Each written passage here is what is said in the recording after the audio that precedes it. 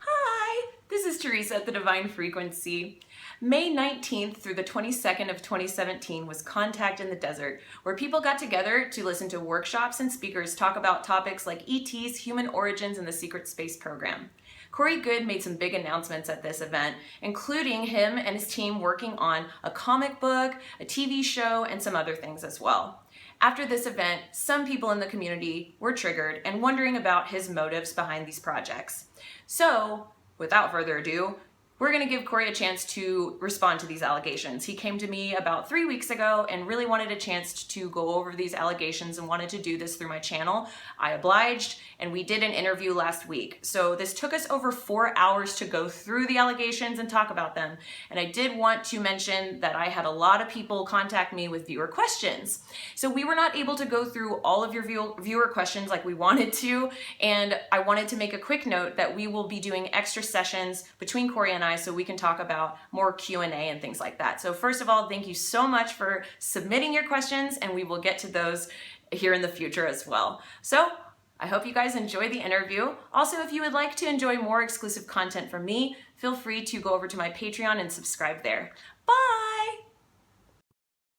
Hi, this is Teresa at Divine Frequency, and we've got Corey Goode here with us. Hello. Thank you for joining us today. Thank you for inviting me. Absolutely. So I'm going to do a quick intro about you so that the viewers know who you are. For those who don't know Corey Goode, at the age of 6, he was inducted into the military abduction program. He was identified as an intuitive empath, and he was part of this program until he was 17. Mm-hmm. And then he was taken into the secret space program where he was a part of what's called the 20 and back, where you go out into the space program. He talks about bases on the moon and Mars, all kinds of information, brings it back. He did this program 3 times. And what I mean by that is that when you come back from the 20 and back, you are age regressed and time regressed. So you come back to when you were 17.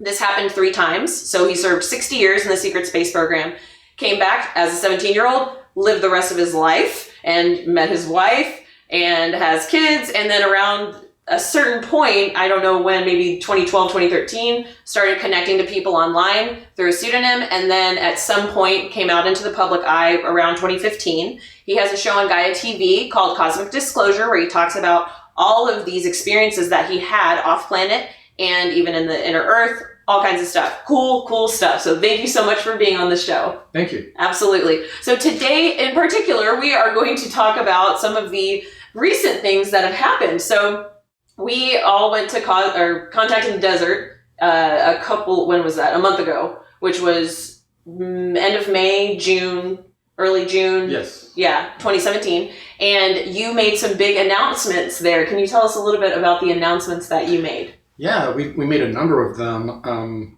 One of them is that we're doing a book, a joint book. It's called The Case for a Secret Space Program. It's actually the same title as the MUFON Symposium this year. In the book, Dr. Sala, Dr. Woods, William Tompkins, and I are going to write a book together. And just recently, Jay Widener agreed to do a foreword, and David Wilcock also has agreed to do a foreword. So there are going to be 2 forewords to the book by David and Jay. They have both vetted me and Tompkins. So that's really good to have their input. That's very exciting. That's super exciting news. But of course, we did talk about, we're working with trying to get a series on Netflix, similar to Stranger Things. That's still moving along. It takes like 1.5 years to do that process. We're working on a graphic novel as well. So yeah, there's probably projects I forgot to mention. There's so many going on. That's so exciting. I was actually there when you made those announcements, and everybody in the crowd was super excited. Yeah. And especially about the book, I thought that is so important. And especially because when you go into a bookstore and you want to find information about the secret space program, it's really hard. You go into all the different sections on military history, you're not going to really find anything there. You can look in conspiracy and you really don't really find much. And I actually just went the other day to see if I could find anything, and I didn't really see anything at all. Right, that's something I've been talking with Dr. Sala a lot about. He wants to get this information into colleges. That's his exopolitics. That's what he does. So that's how a lot of this book is being geared, not necessarily to sell just to the UFO community. It's meant to be out there more mainstream. The mandate I was given was to bring this stuff more commercially, to get it out there and get it mainstream, so that the mass consciousness will pick up on it and start to demand the release of these technologies. That's a big part of this plan. We want to release these technologies. And the best way to do it is for us to come together, unify, but also through different projects through the entertainment industry to help seed the mass consciousness. That must feel very empowering after all you've been through, tumbling through this experience of realizing what you've been through and then connecting to how you sit now in the public eye and what that means for you. Yeah, it's empowering. I'm new to the public eye, so, of course I've made mistakes and I've learned from them. But it's a pretty intimidating process. I can imagine. And so as you have really made these huge strides in your career and started to connect with these people that have been corroborating your story over the last couple of years, you're going to experience a little bit of turmoil in the beginning as people are trying to figure out who you are and what you stand for. And so since you came out with announcing these projects, it's seemed like in the last month or so, there have been a lot of people asking questions, really trying to understand, where you sit, where you come from, why you're here. And I thought that this would be a good opportunity to ask you some questions. I know that you came to me a few weeks ago saying that you wanted to make some public statements. So I would love to help you do that. I know that there's been some controversies, but we can go ahead and move forward through that together. And I can right. And I've spoken. I speak to David Wilcock almost every day, and one of the things that he told me when I first started to get into this, I guess, business, if you want to call it, is that there are going to be haters. You're going to be attacked. Never respond. And that's how he has done, and it's worked great for him. And I've tried to do the same. It's been very difficult. I can take all of the really slanderous stuff coming out about me, but I've gotten pretty triggered when stuff started coming out, about you and Roger, people that I know are have very good intentions and want to make a difference in this world, and to see them slandered like that upset me very deeply. And, we have spoken with attorneys, and one of the attorneys that talked to people in our group stated that it was a good idea to make a public statement. Because there's a lot of people out there that they're sick of this. I'm sick of this. They don't want to hear about it anymore. I don't want to hear about it anymore. But there's a certain percentage of the people that believe not responding is an admission of guilt. And those people have begun to really jump on the bandwagon. So I'm here to set the record straight. Sounds good. Yes, I know that most of us have made our public statements of people that were involved in. I know you've been busy with filming at Gaia TV and everything, so you're back now, and we've had a chance finally to round up and do this. Yeah, I mean, when the attacks first occurred, I was expecting them at Contact in the Desert. We had been warned, but it really hit right after Contact in the Desert, and we were in the middle of filming Cosmic Disclosure. We had all this stuff going on. We could not respond. It all happened at a time to where we just didn't have the time to respond, and it was pretty crazy.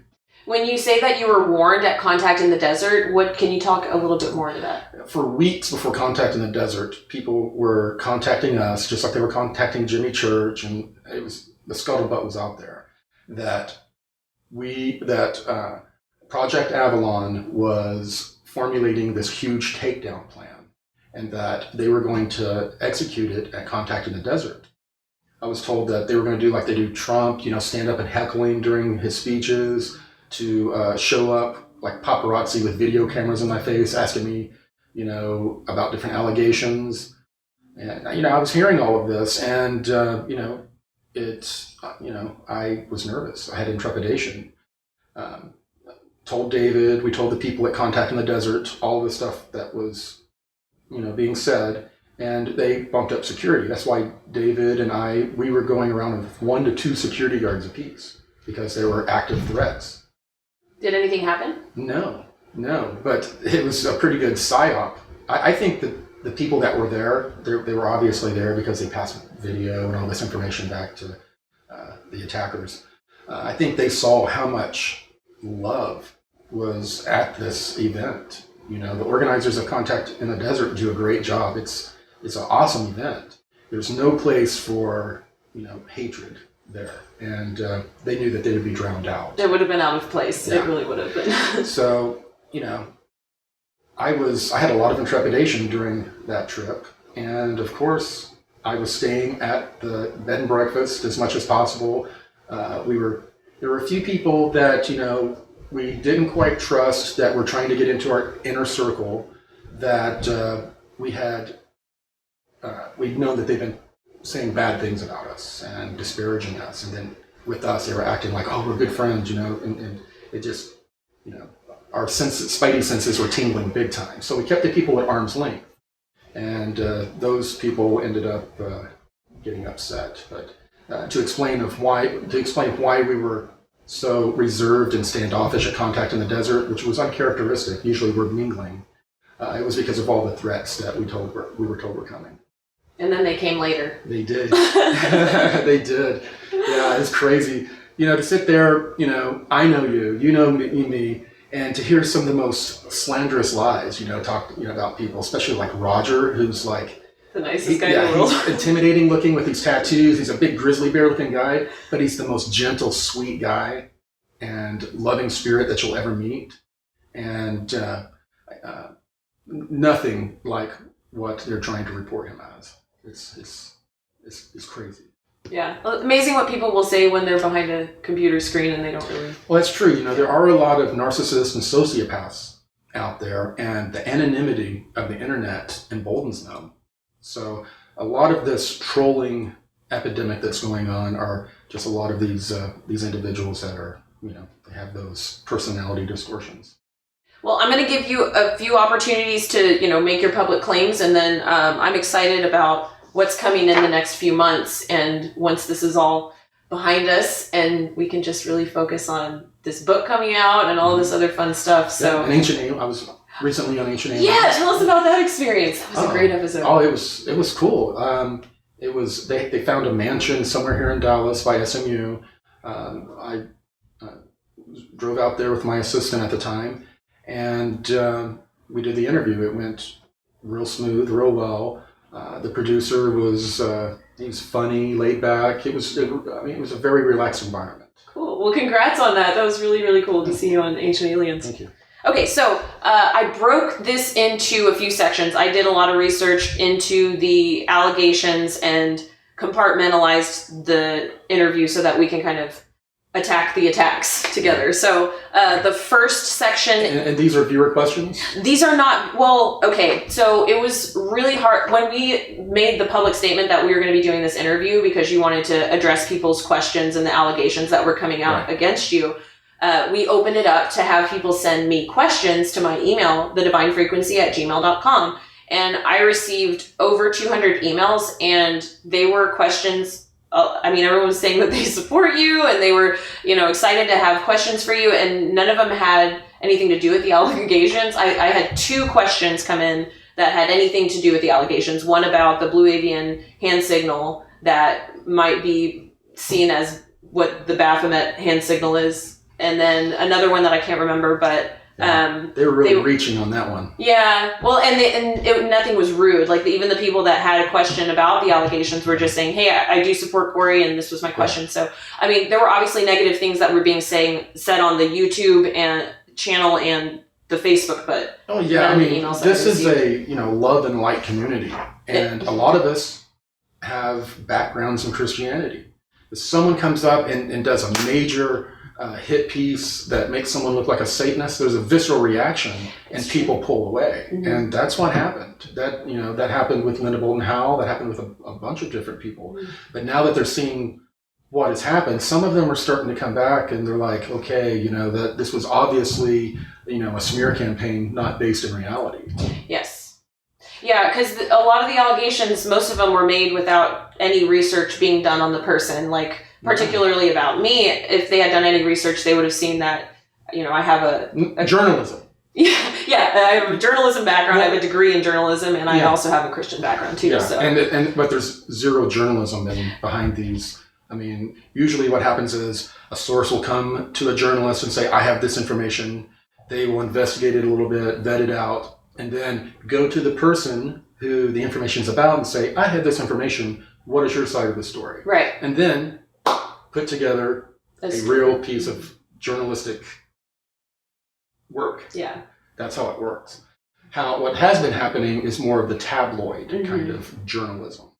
Yes, absolutely. And fake news. Yes. There's been a lot of that actually across the board. It's insane how much of that is out there. What's interesting is that the template that you see used out, in mainstream, the fake news, the armies of trolls and protesters, hacking, calling people Nazis or racists or Satanists. It's the exact same template that the deep state is using against the alliance.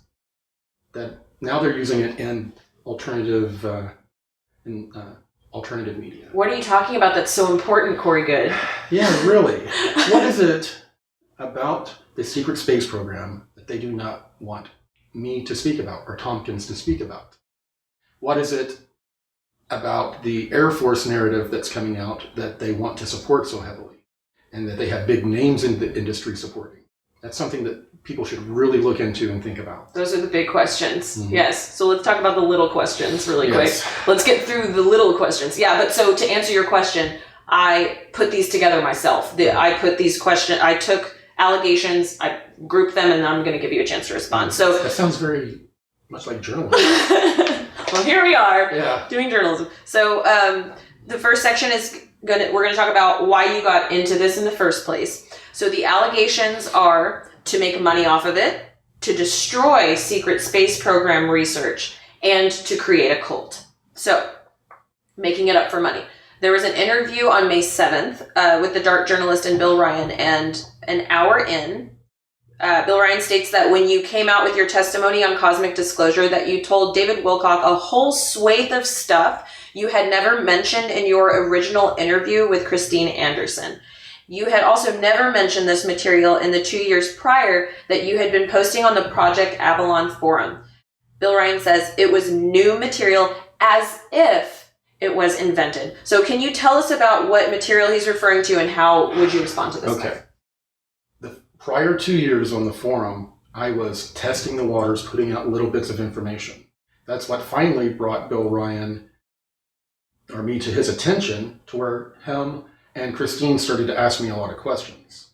That's where, and that was at the end of the 2 years. So I would not have been talking about all of this secret space program stuff before I came out. So that doesn't make sense. Now, I spoke with Christine in a conversation to where it was the first time I was talking about it. I was overcoming entity attachments and all these other things that were trying to keep me from being able to talk about it. Beforehand, if I tried to talk about it, I'd go into an anxiety attack, or I would start stammering really bad. It was really weird. But after I used the name of Jesus Christ to rid entity attachments, I was able to talk about it for the first time. And then that's a conversation that Christine Anderson captured.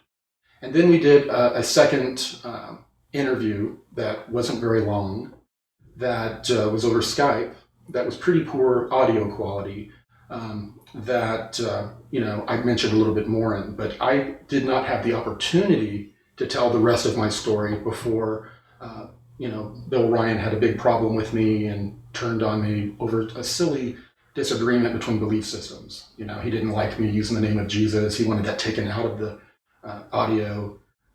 He had this huge argument based on Scientology about what really occurs with entity attachments. I disagreed with him, and it just really kind of went haywire from there. Can you explain a little bit about entity attachments and what that is? Yes, through different behaviors in life. You can get them through sexual contact. You can get them through, negative contact with relatives that have entity attachments, that have sociopath kind of tendencies. These entities anchor to trauma, usually. And what I was able to do was identify them through a remote viewing session that they were there. I didn't know they were there before. And there was one main one that called itself the Gatekeeper. And I thought I had gotten rid of it before, but I hadn't. And Stacy said, "Why don't you use the name of Jesus?" And I was like, I was a pre-ministry major, raised by basically a minister. Why didn't I think of that? So I did. I started calling out in the name of Jesus to rid me of these attachments, and I started seeing them flying out. So do you see them through your third eye, or do you feel them? Or this was a physical. I was sitting there and I was seeing like shadows, wispy shadows leaving me, just leaving. So you could see them with your physical eyes? Yes. Could Stacy see them? I was by myself. You were by yourself when that happened. I was back in the bedroom, going through like a prayer and intercession kind of thing, really trying to get rid of them because, I was trying to talk about this information and I couldn't. So you finally had more of a chance to talk about the whole breadth of the story when you were working with David Wilcock on Cosmic Disclosure. Right. And a lot of this information, as I've stated openly, I was only wanting to provide researchers in the background. I did not want to be public. I'm a major introvert. Getting in front of cameras or people is not my thing. So I was providing David Wilcock with information, Bill Ryan with some. Things were starting to get sour there. And I reached out to Carrie Cassidy. And I told her that I would love to give her information in the background that she could use to vet out, her real sources. And that's the process where I became outed. I had the Skype logs. I was speaking with Carrie Cassidy, and on 3 different occasions, she asked me, "When do you want to do an interview? Let's do an interview. And I said, no. I said, it's a security risk for me. I can't do it. I will only do this anonymously. And after the 3rd time of me saying no, she got frustrated and did an article on her website, Project Camelot, with my name listed all in it. And then she did a video. I think my name was in there like 6 times. I was upset. I contacted Google YouTube support. I forwarded all of the Skype conversations where I said I did not want my name used. I wanted to be anonymous.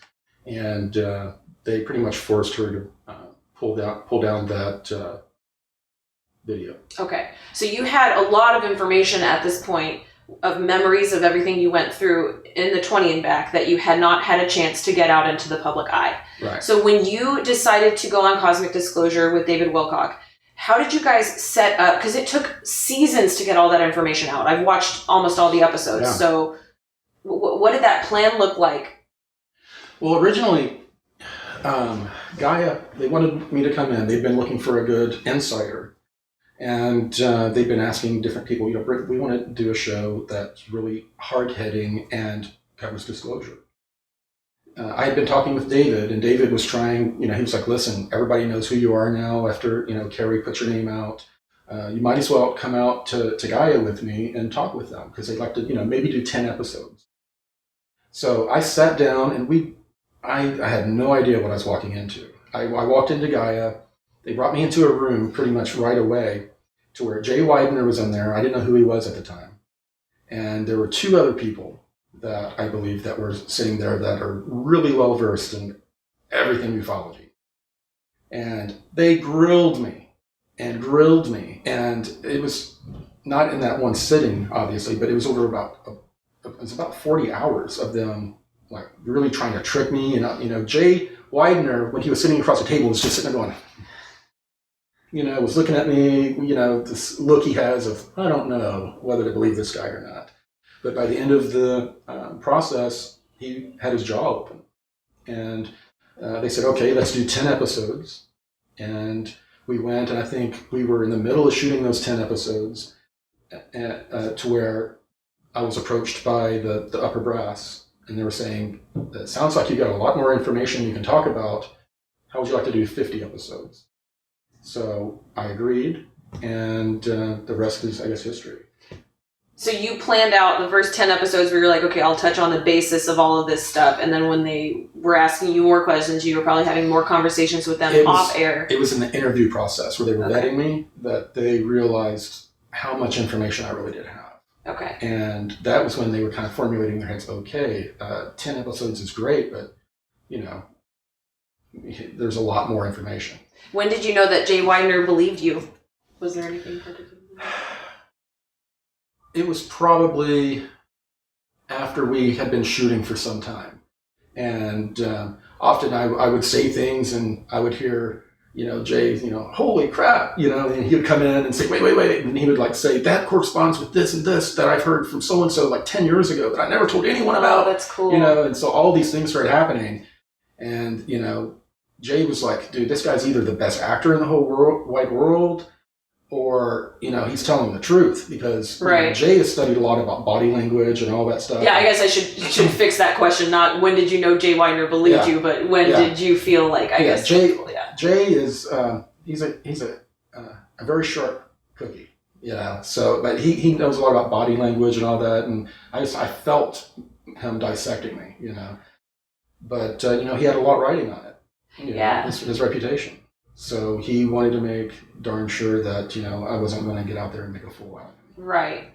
So as they extended that to 50 episodes, then how do you actually make the plans though? Do you sit down with David Wilcock and you guys kind of bracket out what the season's going to look like? Or interestingly enough, we shot 25 episodes in 1 week one time because some of the people there were afraid that I was going to get knocked off. I wanted to get as much of the information in as possible. How did that make you feel? Well, I mean, I totally understood that they, but, there were serious threats, During that time period, I had a pistol within 3 to 5 feet of me at all times, And it didn't help when, people came and started harassing us at our home, from Project Avalon. That's what caused us to have to move. So there was a lot of that stuff going on, we shot 25 episodes in 1 week. I'm wearing the same shirt, But no, what would happen is we would sit down, and we would Jay would say, "Okay, I think we would like to talk about some of this kind of stuff," and then David Wilcock has been doing this for so long. He just like this and be like, "Okay, I know how to do it." And they're like, okay. And then we just sit back and David starts the show. That's awesome. None of it ever has been outlined. None of it has ever been laid out on paper beforehand. It's always been, some of the updates I'll provide bullet points about what I'm going to talk about to make sure that I get it all in. Interesting. But no, it's all improv. And David Wilcock is such a good interviewer because when I really respect him as a journalist. And probably one of the sharpest people out there in the industry. He definitely knows his stuff. And I would loved watching, when I first started watching in the beginning when it all was coming out, he would ask questions that was exactly where my brain was going, that I wanted to ask you. And he just really, I think, helped the conversation along really well. And in the beginning, you could tell that you were shy and you're trying to get kind of, what's the word I'm looking for? I was petrified. I was scared, not just of the cameras, but of what was going to happen because of what I was saying. That makes sense. You could tell you were trying to get oriented in your surroundings, but as time passed, you could tell you were definitely starting to get more comfortable with public speaking. Yeah, that is, getting used to public speaking, being in front of that black hole that looks like a camera was very hard for me, but then I started going through quite a bit of a physical and spiritual metamorphosis as well. That was apparent. You could definitely see the changes. So, okay. So then we have May 7th interview, 1 hour in, Bill Ryan says, in terms of an argument that an attorney might make in court, let's look at it that way. You could say, look, this person here, whose case we are trying, there is every financial motivation for them to solve their financial problems on behalf of their family and children by taking advantage of an opportunity to go on television, to be paid reasonably good money for that, and to keep that going for as long as possible by any means possible, because which bloody American doesn't feel themselves that they have a duty to provide for their family? We can't criticize that. Here's the motivation for somebody to take advantage of this opportunity that has been presented to them and just pick up that ball and run with it as fast as they can because they're getting paid. What is your response? Well, my response is that I do have a family that I have to feed, that if my request to remain anonymous would have been honored, that none of you would even see me today. I was still working in the IT industry and supporting my family well. At the time, I was having some major difficulties. I'd gotten hurt on the job when I first started. I had to have bilateral bicep and rotator cuff surgery. I had to have surgery on a nerve here because I was putting an 80-pound server into a server rack by myself, which you're not supposed to do. And as I was trying to leverage it up, it started to fall, and I went to catch it, and it jacked me up really bad. So, yes, I was having some financial issues during that time period because workman's comp pays, in Texas anyway, pays like very minuscule, and it was, it was really a rough time. Now, as far as all of this money I'm supposedly making, because of contract reasons, I can't discuss all of the details, but I make most of my money through blueavians.com. It's the affiliate program. Anyone that signs up through blueavians.com, I get $1 a month for them. And people will come in, they will binge watch a month or two and then drop their memberships, but some of them will stay on long term. So that's anywhere between $2,400 and I think the most it ever was like $3,600 one month. And then it dropped right after. Other than that, I just get, I can't say specifically, but hundreds of dollars per episode that I do. And a lot of that money ends up going for expenses for me having to go all the way up to Gaia. They pay for some, but a lot they don't. Okay. That money I use, yes, to support my family. This house that we moved into, the house we moved in before was a house we could really afford, around $1,700 a month. Some unpleasantness happened at that location, and some people reached out, very generously paid for us a year in this house. And this house is $2,500 a month. After the first year, it was a 2-year lease. We didn't realize that was signed. After the year, we were responsible for paying it. And if I'm getting $2,400 a month to $3,000 approximately from the affiliate program, that's enough to pay rent and have just a little bit money left over. So yes, I have to find ways to make, that's not a lot of money. That's not the big money that people think that I'm making. Now, I have to make my money at conferences and in other ways.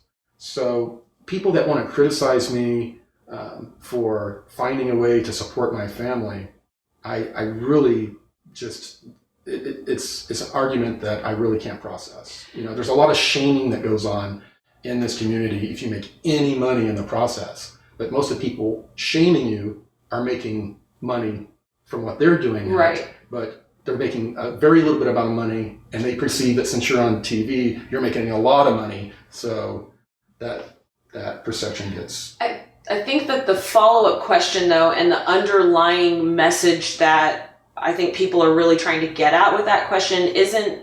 Because, yes, I agree with that.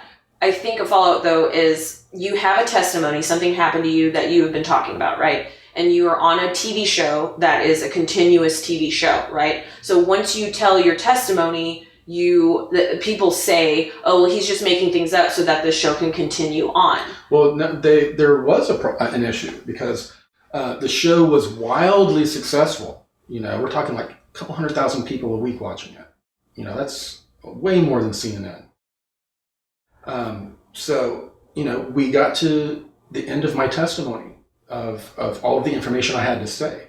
After that, basically, I have updates every once in a while. That's when we really started to interview other people that corroborate the information.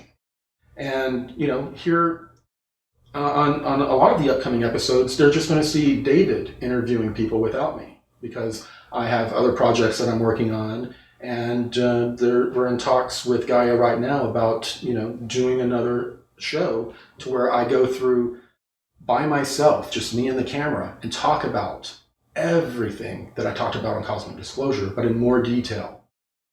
And we're thinking about, calling it Above Cosmic.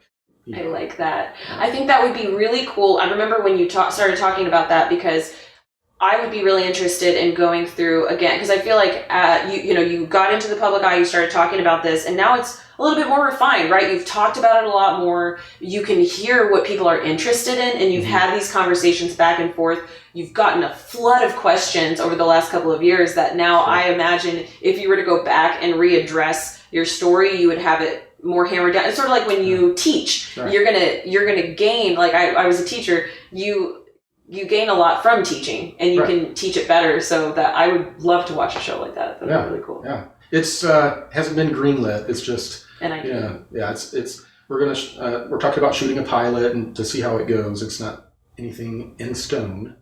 So, but and also we got to match that with next year. We're planning basically a world tour to promote the book and hopefully promote Gaia. Gaia this month, I believe, now is publishing all of their information in Spanish on Gaia, and next they're going to do Portuguese. So that's going to open up a lot of area for touring and promoting. So what the information that you just shared, I think, is a very important piece and gives transparency into this concept that, yes, you have a testimony, you're sharing that testimony, you've shared that testimony, now you want to go and you want to expand that out by making that testimony available across multiple platforms, be it through a comic book or a TV show, or touring the world and sharing that testimony. Right. And in the process, I've gathered a lot of volunteers that are talented and well-placed in the industry.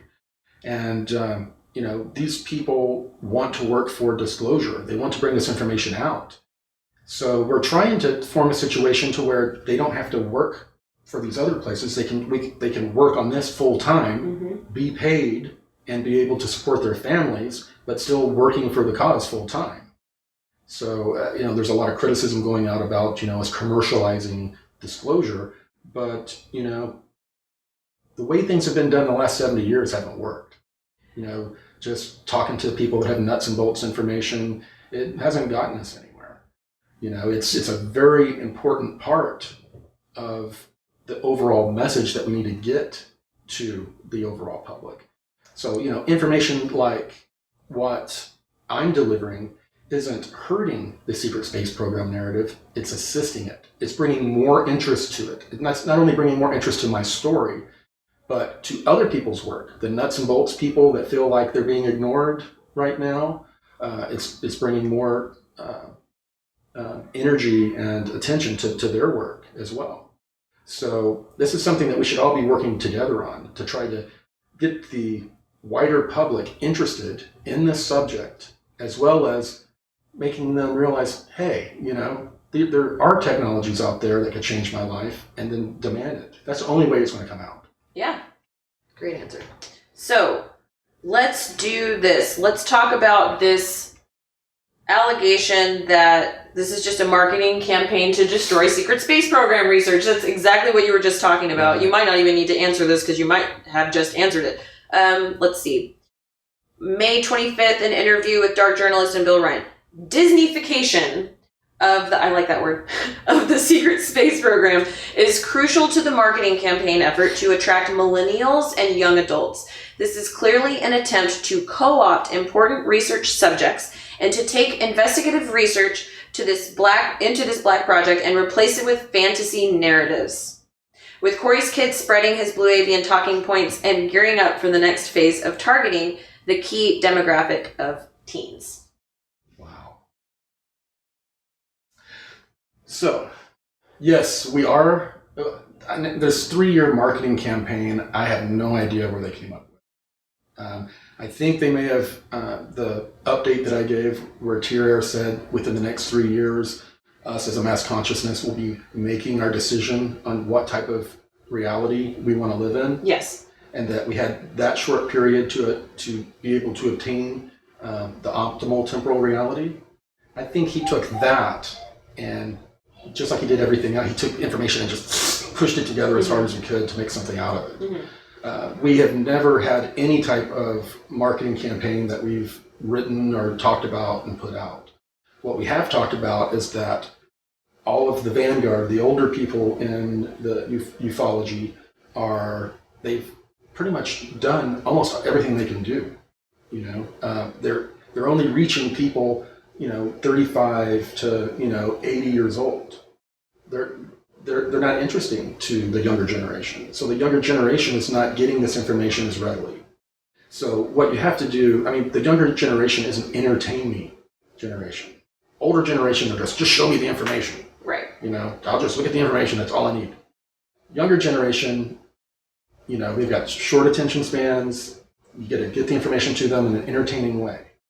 So yes, we've decided that millennials need to be inspired and empowered to work in this industry.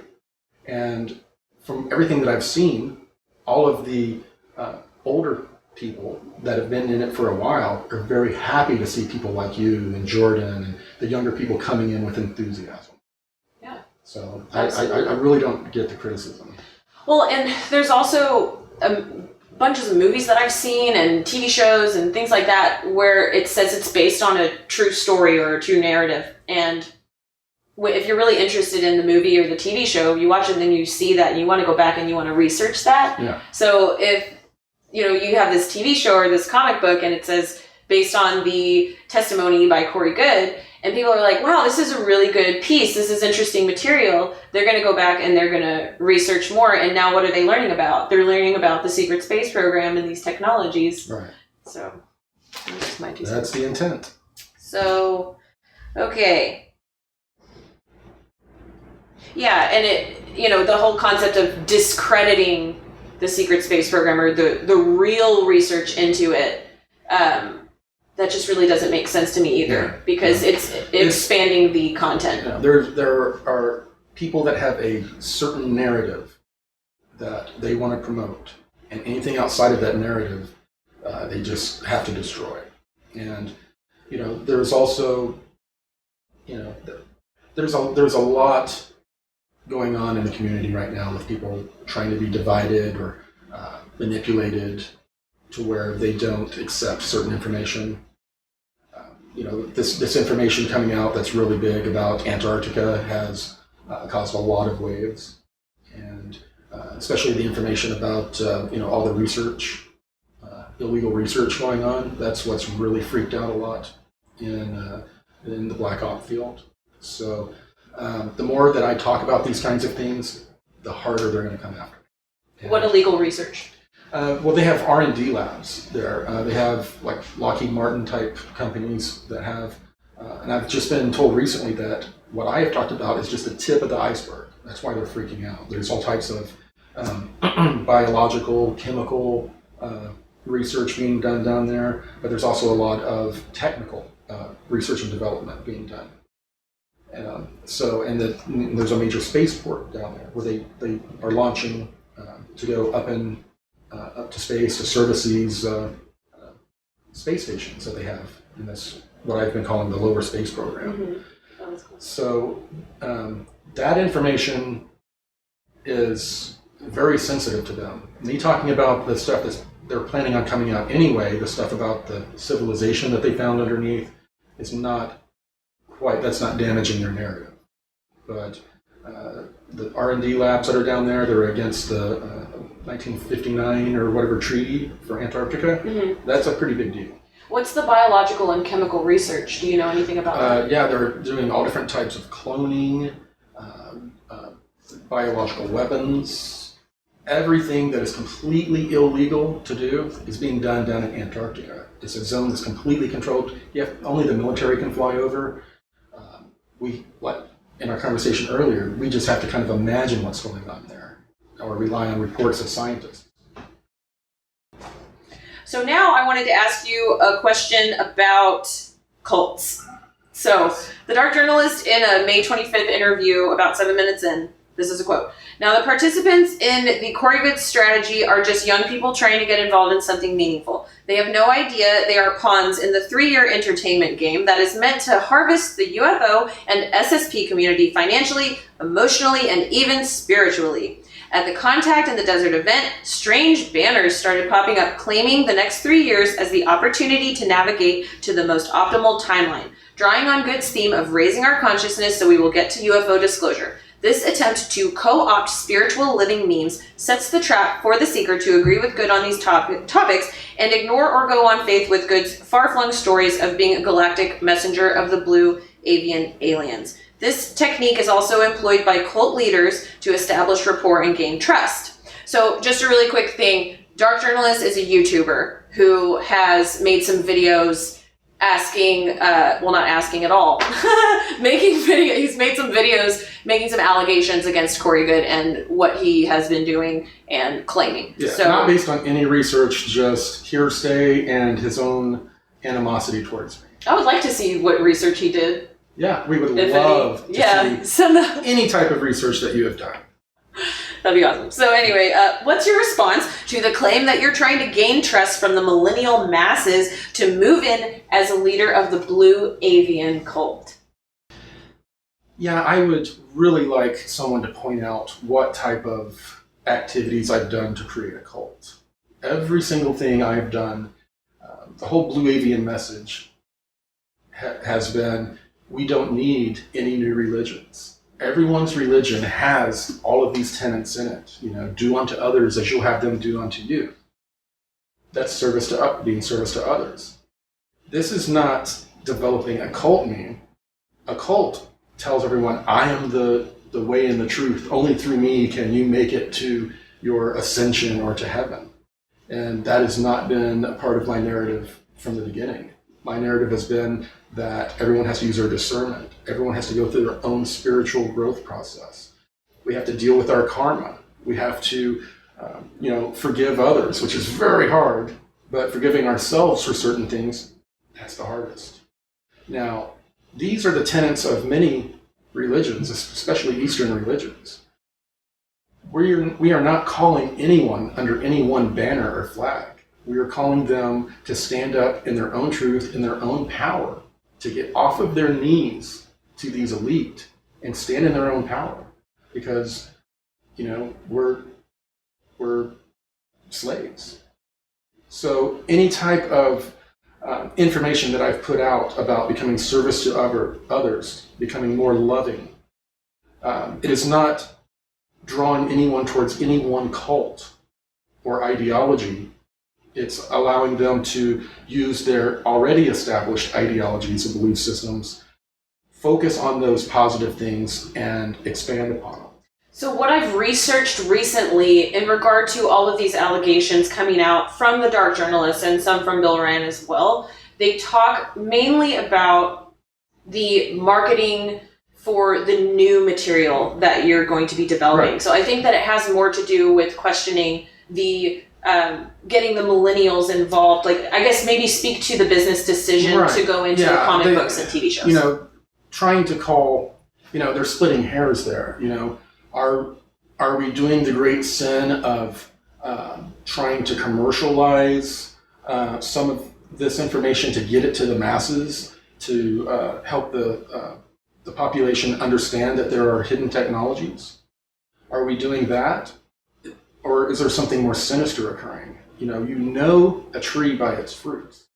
And the fruits of our labor have been nothing but teaching people to be more service to others, overcoming their own traumas so they can move on spiritually.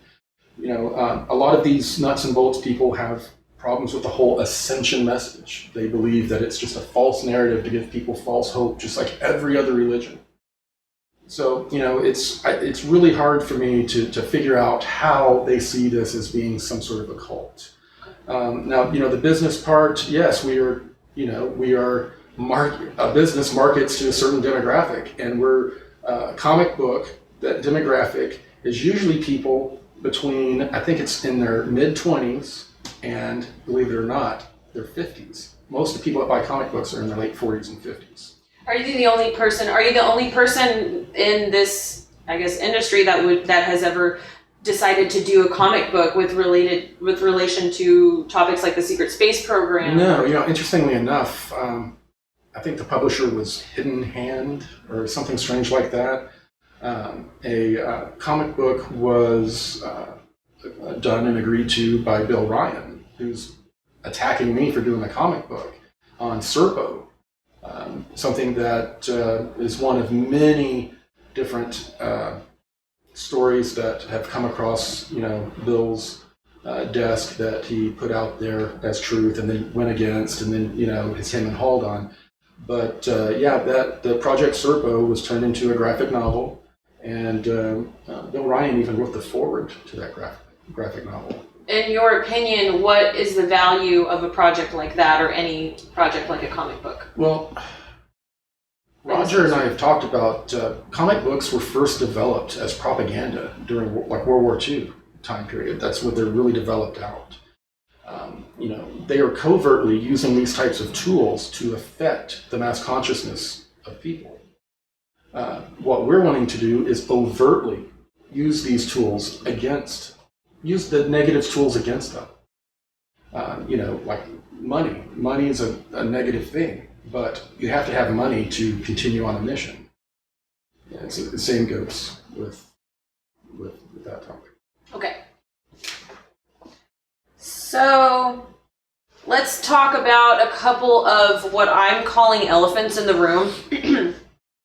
Because as I was doing this research, I had two really big things come up. So let's talk about the concept of you being blacklisted. This is talked about a lot. Oh, from the IT industry? From the IT industry, yeah. So you mentioned losing your job over your name being publicized. And can you tell us a little bit about how that prevented you from remaining that industry, and then how that to this day still affects you? Absolutely. Well, even more now that I have done a show, it's even more out there. But there's a process you go through when you hire on with any major firm to do IT work. They do a background search, a social media search, and a Google search on you. If you ping as being a person that talks with aliens, says they've been to outer space, or talks to 8-foot-tall blue birds, they are not letting you anywhere near their billion-dollar data. They're just not. True, I could go back and get a job doing like help desk work, making like, $16-18 an hour, like how I first started over 20 years ago. But that's going to put me working, again, like 45, 50 hours a week and have no time to get this information out. Gotcha. So even working like freelance, you're just thinking wouldn't be... No, and that's what I did a lot. People, talk a lot about, Corey was not in the IT field. Then Dr. Sala did some actual journalism and showed that I did work in the IT field, and then they're picking at other things. I worked in the IT field for 20 years, and at the end of 20 years, just about everyone, if they have the certifications and the experience, which you do after 20 years, you start making in the six-figure range. So a long time ago when I did a lot of contracting, and I would, one time I accidentally, instead of my check, I received the bill that they were sending to where I was working, the contracting firm. And I saw they were paying me, I think at the time I was getting paid like $32 an hour, but they were charging like $80 an hour for me. So I figured, why not cut out the middleman? So I started doing contract work, and I would charge anywhere from $65, $90 to even $120 an hour sometimes. I had other people in the industry that did different things because I specialized. I didn't have a wide, super range, I didn't know Linux and I didn't know all these other things, but I pooled with other professionals and we worked together. So, I did have a lucrative career in the IT field. It would be even stronger right now if I was still in, because I was at the point where I was really, starting to make good money and being able to provide for my family.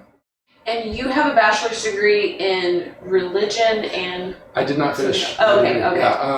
I was a religion major, psychology minor at Southern Nazarene University. I was actually going into the ministry, trying to follow my grandfather's footsteps. So, I left my third year there, met Stacy, and we left school. I became kind of disillusioned. I was in class a lot of the times. The professor would be talking, and the kids were sitting there writing it down, And I'd be like, wait a minute. And I'd raise my hand and I'd ask a question that would embarrass him because he would have to explain it. And a lot of times he couldn't explain, different things about religion and how it's applied in the church and all that. Finally, the Doctrine of Holiness professor and another professor pulled me into their office. And they said, do you see those two books? And I looked up, and it was a Nazarene Handbook and the Holy Bible. And they said, do you or do you not believe that only through those two books can you get to heaven? And I said, absolutely not. And they told me, you are not cut out to, be a Nazarene minister. We're dropping you from the religion major group. You can find another major. So after that, I was pretty disillusioned, and we moved to Dallas, got married, and we went to church, fairly often up until a couple years ago. And how did you get into IT after that? Yeah, after I didn't know what I was going to do after I left school, and I didn't even know how to type. I had one of our roommates. Had one of these old box Macintoshes. They had a typing program that taught you how to type. So I learned how to type off of that. And I didn't know anything about computers. So one of our good friends came over, took a computer apart, told me all about it, helped me put it back together, and started teaching me from the ground up.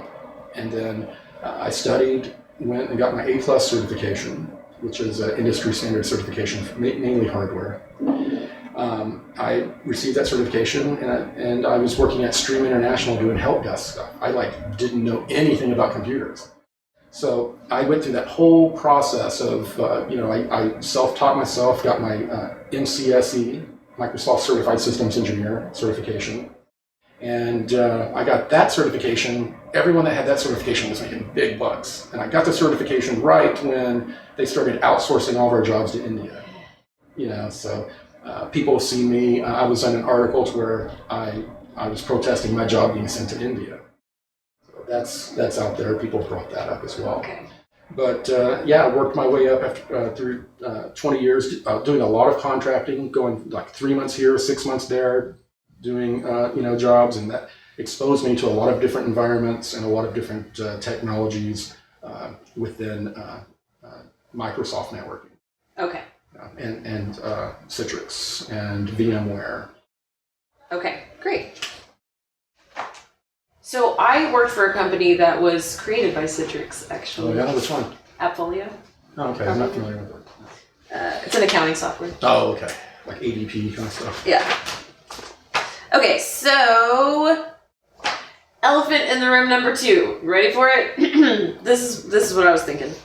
This is just my thoughts.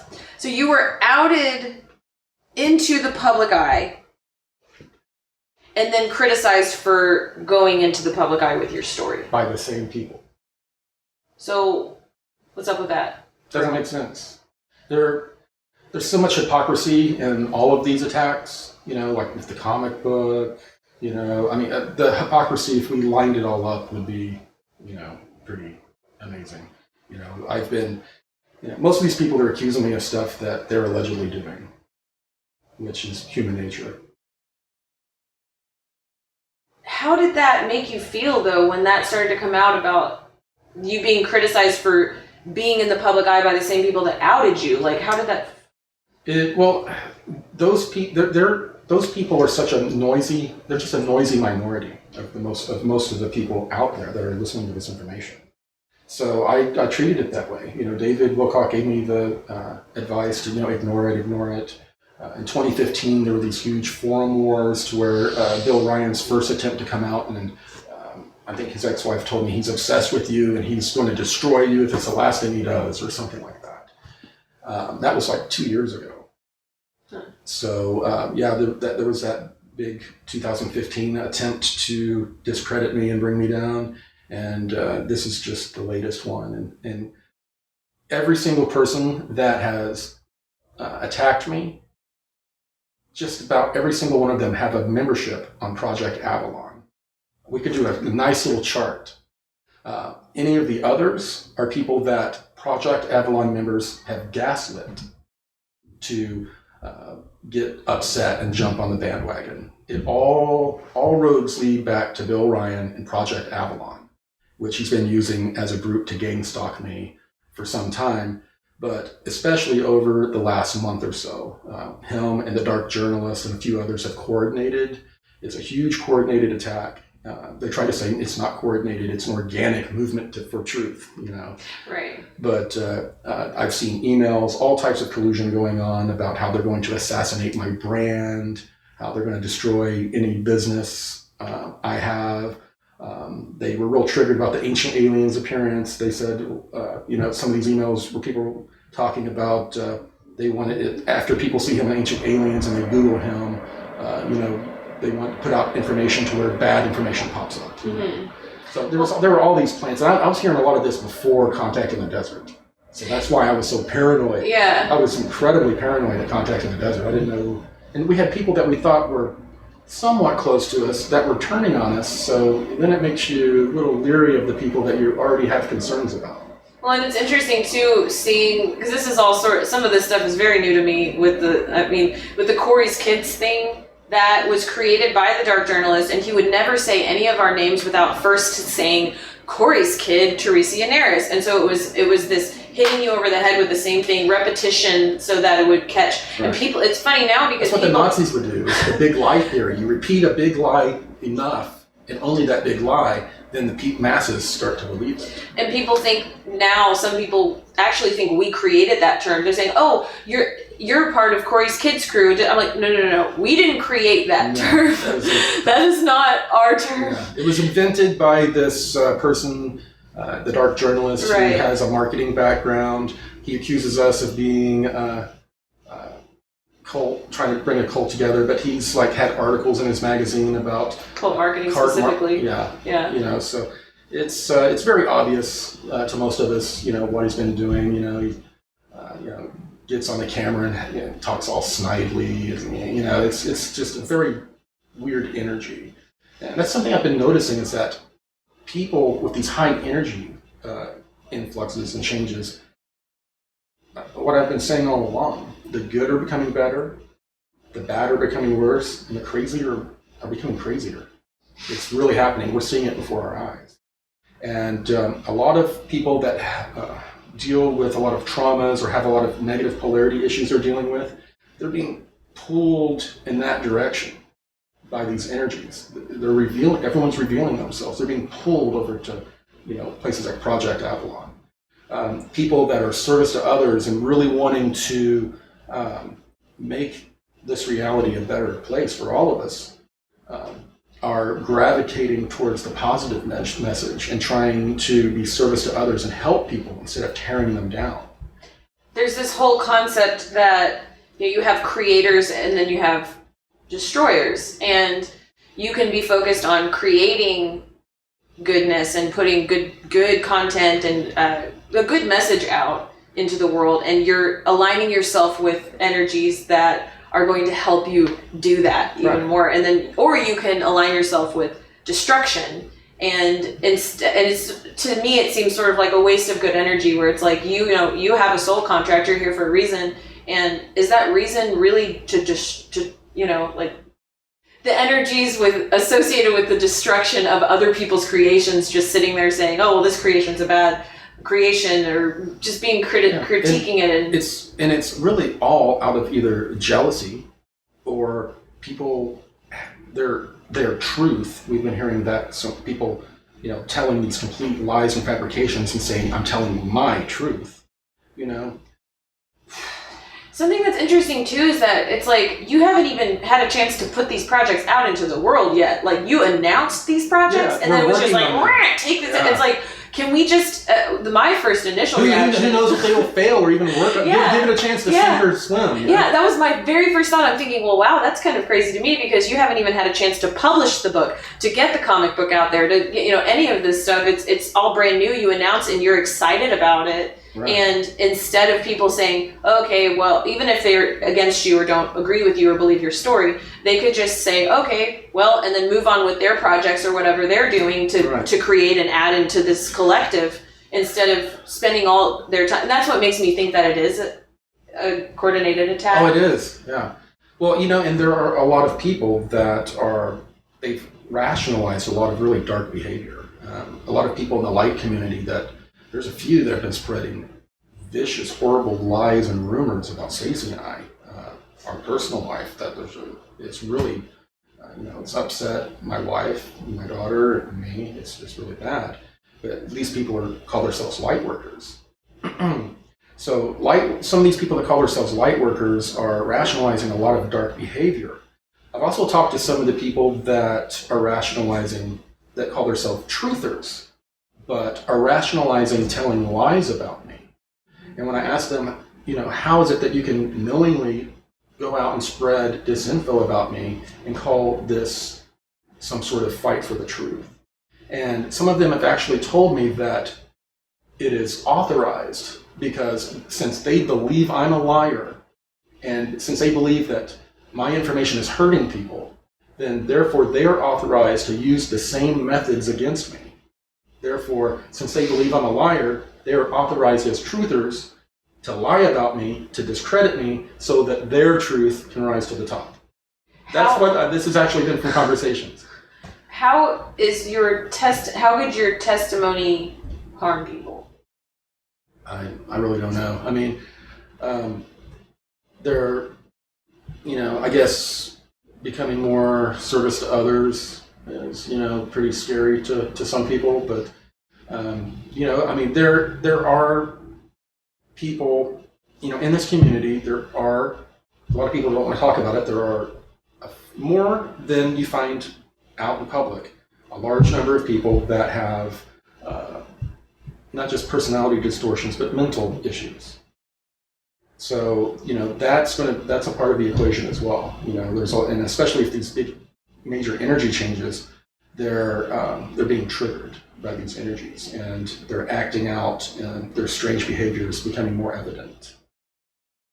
When I think about that, the concept of your testimony harming the industry or something, I can see from their perspective, some people's perspective, where it's like, okay, this concept of a blue alien might make some people that don't know anything about the secret space program go, oh, well, that's obviously, none of that's true because that's just so wild or whatever. But I see it more like separated, where you have research that can be corroborated that other people are also talking about. And then you have things that are a little bit out there. I mean, it's all out there. Yeah. And then that can't be corroborated, where it's just like, okay, but you just got to hold that over here and gain more data. You still haven't, don't make up your mind on it yet. And all of this, though, I have to say, in support of you, you're releasing it in the entertainment industry. Right. So with that being said, anyone that's going to go and they're watching a TV show that's presented as, I don't know, I mean, this is all speculation because the TV show doesn't even exist, but if it's presented as science fiction,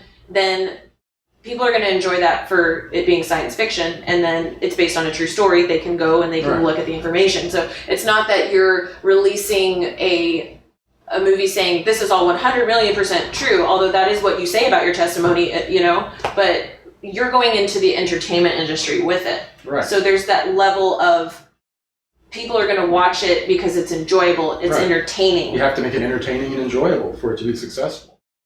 And, Cosmic Disclosure has been very successful, and it was just two guys sitting with a fake brick wall behind them, talking in sort of like a briefing. Mm-hmm. Very simple, but it's entertaining. I know there are a good number of people that watch the show that don't believe a word of it, but the information's getting into their subconscious.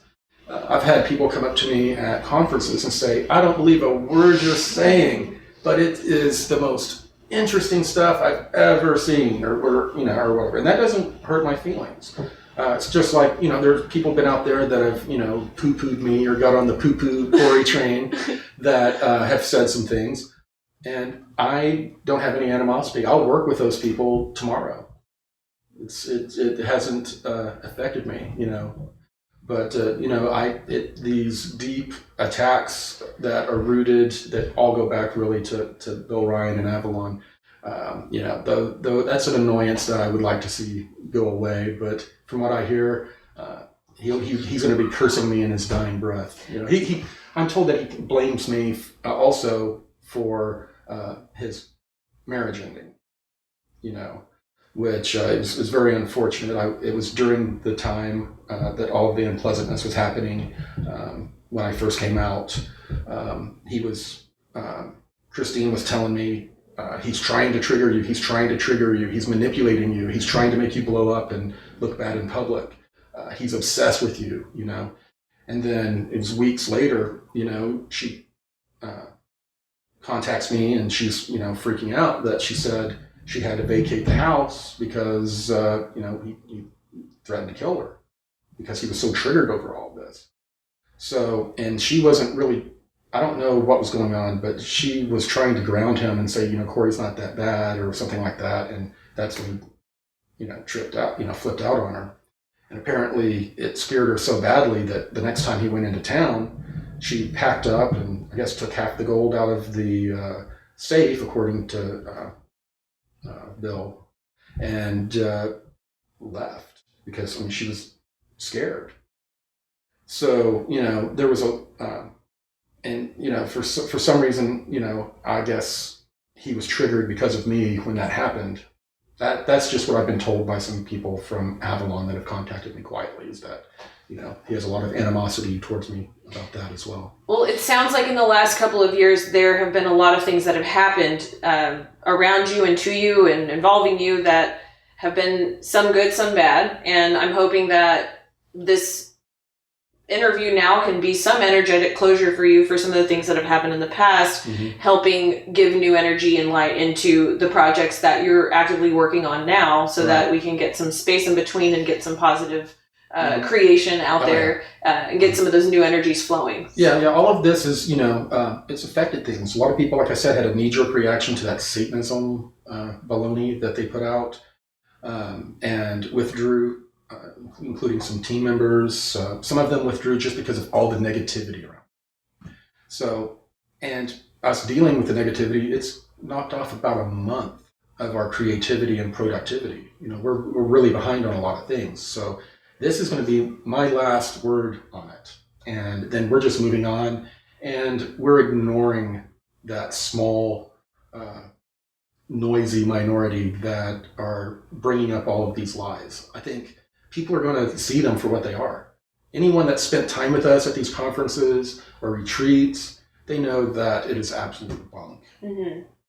Yes. All right, let's get through this. So now we're going to talk about how you got into this and how you are supported.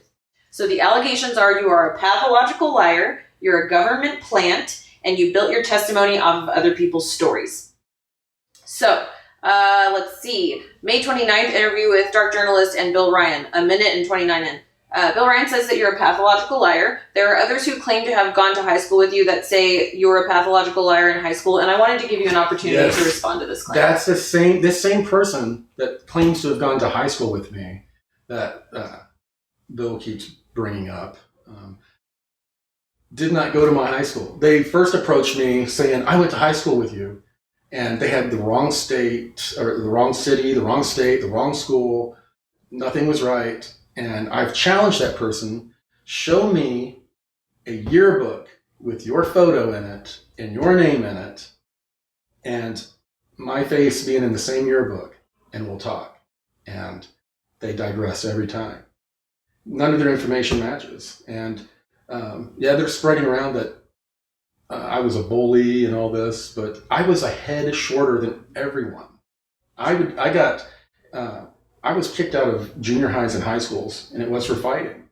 And my nickname was Kickin' Ass Corey, because I was this little scrawny guy, about a head shorter than everyone else.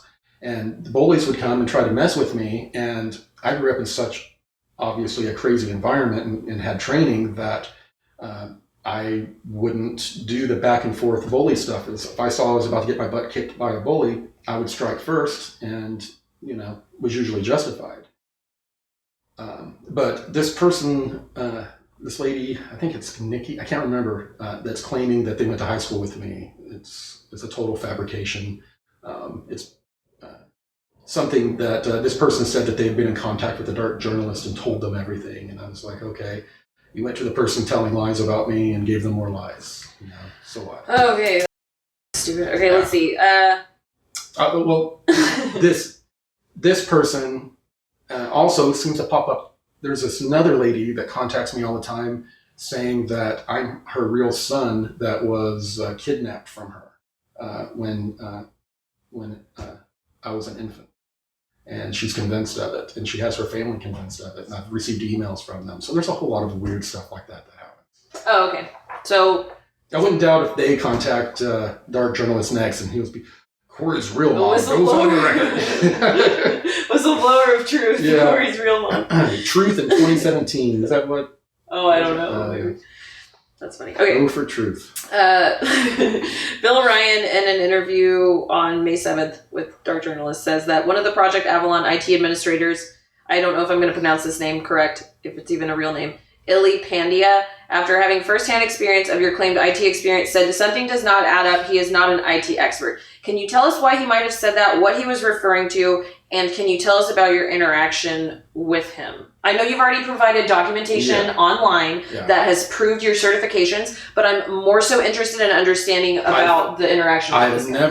I've never known what exchange they're talking about. Oh, okay. It was just something, I guess, in general conversations I had with people. I don't even remember this, so I'm trying to speculate. Oh, okay. General conversations I had with somebody. People in the IT industry are real catty. People that do, that are all into... it must be the only industry where they're catty. It must be. People that are like Unix administrators. Oh, Unix is the best. Everyone that does Microsoft is just stupid. Microsoft people are, it's that way. And someone that's really versed in Unix would talk to a person that's really versed in, the Microsoft platform. And, they're going to be like, well, this is my way is so much more efficient. That's just the way it is. That's the way it's always been for 20 years that I've been in. So that might have something to contribute to it. The person may have just had a beef with me. I don't know where that came from. But for Bill Ryan to assert Corey faked his IT career, it's not real, based on hearsay from someone in his forum, and then going out to the public and spitting it out as though it is a fact that he's verified and researched, is irresponsible. It's disinformation, pure and simple. Okay, so we'll move on from that. Borrowed testimony. So can you speak a little bit about that? Bill Ryan's claim that you borrowed testimony from particularly Michael Relf in the year 2000. There was a book called, or an account called The Mars Records. Right. When I first started, and this is very interesting because I think I have this documented as well, conversations I had with Bill Ryan, and I first started sharing my testimony with him, it was like just before I started doing Cosmic Disclosure and all that. He said, have you read this book? And I said, no. So he sent me a PDF of it. And I started looking through it, and it was all of these Scientology sessions and stuff. I would read through it, and there would be like some little bits of like I was on Mars or something. It was not coherent for me. I looked through it, and I just tossed it aside. So no, I did not data mine that document for my information. It was after I had given Bill Ryan my information that he shared that with me. And of course, I could see his affinity for it since he is majorly into Scientology, and that testimony was gleaned from, I can't remember the type of what they call the sessions, the Scientology sessions, where they use all these different instruments and techniques to help you recall memories and stuff. Okay. So, let's see. Criticism, the next section is criticism about conduct. So the first one is, why don't you take a test to prove you're telling the truth? We'll break these down in a second. Your family threatened Bill Ryan. Leave the more fantastical claims out of your testimony, and your testimony has no journalistic value. So the first one, why don't you take a test to prove you're telling the truth, whether it be a polygraph or do a hypnotic regression? Well, as far as the hypnotic regression, the regressive work could bring out a lot of the information that the Maya suppressed, because when I had a detached retina, and it took them 3 surgeries to get it back on. When I went in, the surgeon looked at my eye and he said, your retina is like a canned tomato. He said, we can't hardly get it back together. He says, and other aspects of it, it looks like astronaut's eye. So, they had to do 3 surgeries to get it attached again. And the trauma of having needles stuck in my eye and all the things, it brought all of my memories from all 320 and backs and different things I was forced to take part in. I brought all those memories back, and there were a lot of extremely dark memories, and I was literally suicidal. It was really bad. And the Mayans came and they suppressed those memories, and they need to be kept suppressed. Now, as far as a lie detector test, when we've talked about doing it for the show and a couple things. That's something that we're kicking around. At someone like myself that has been put through so many different testing, I can't even the doctor can't check my blood pressure without it shooting through the roof. When we were trying to figure out if I had PTSD or some sort of seizure disorder a long time ago, I had to go into a sleep clinic to where they had electrodes on my head, and they were having problems with getting good readings and all that because I had such a high anxiety, like white coat syndrome of being, approached by people in white coats, attaching things to me. So we'll have to do it in an environment where I am not triggered. That's something we've talked about. Now, it is everyone that has spent time with me throughout this last 2 years, they understand that I'm not lying. I am telling the truth as I know it, as I believe it to be. There have been, they've done a lot of reverse speech on me, found nothing that was deceptive. Recently, I can't remember her name, it's a really cool channel that does body language. She had many people asking her, do body language on Corey Goode. We want to know if he's telling the truth. She did body language, a study on me, and at the end she said, I'm not saying ETs are real, I'm saying this guy believes what he's saying. So, if I took a lie detector test and I pass it, a lot of the people are out there, what they're going to do is they're just going to say, he may have had a tacking issue. He is a trained operative. Trained operatives spend time hooked up to those machines, learning how to deceive them. That's the next round that's going to come out. So you're basically saying, why bother waste the energy going down that path when I have better things to do with my time? Right. Yeah, and, I think there's enough information out there where people can decide whether, I'm being a pathological liar or if I'm telling something that I really believe. Now, whether you believe I'm mind-controlled, these memories are implanted, whatever you believe, you need to kind of change your theory a little bit from me being an active liar to telling something that I really believe to be true, and then decide whether or not the information I believe to be true is true for yourself. So you're basically saying, really, the weight would lie more on me being mind-controlled than it would be on me lying, because so many people have already said, that you're not lying based on reverse speech and the body language and that kind of stuff. Right. As far as the Mayans coming to suppress your memories, when exactly did that happen again? That was in 2016? That was before I was even on Cosmic Disclosure. Okay. Yeah, I was, I had gotten injured on the job, and I'd had a detached retina right around the same time period, and ended up losing my job. We had to move out of the apartment we were in. We were about to be evicted. So we moved into my parents' house for a couple of years while I was going through all of the, recovery, or some of the recovery. So, living with, we had to live with my parents for a while, and that was, actually, it was at my mom's, and my mom and stepdad's house. I was in the living room. They were appearing. It was the first time I met Gonzalez. I didn't know who he was. He didn't know who I was. He was just instructing me what was going on. And that's when, in your interview with Stacy, she talked about, she came out of the back room, walked in, and was like, what is this? I'm not seeing this. This isn't happening. Yeah, I was just about to mention that. If you want to hear Stacy's perspective on that, you can check out her video on my channel as well.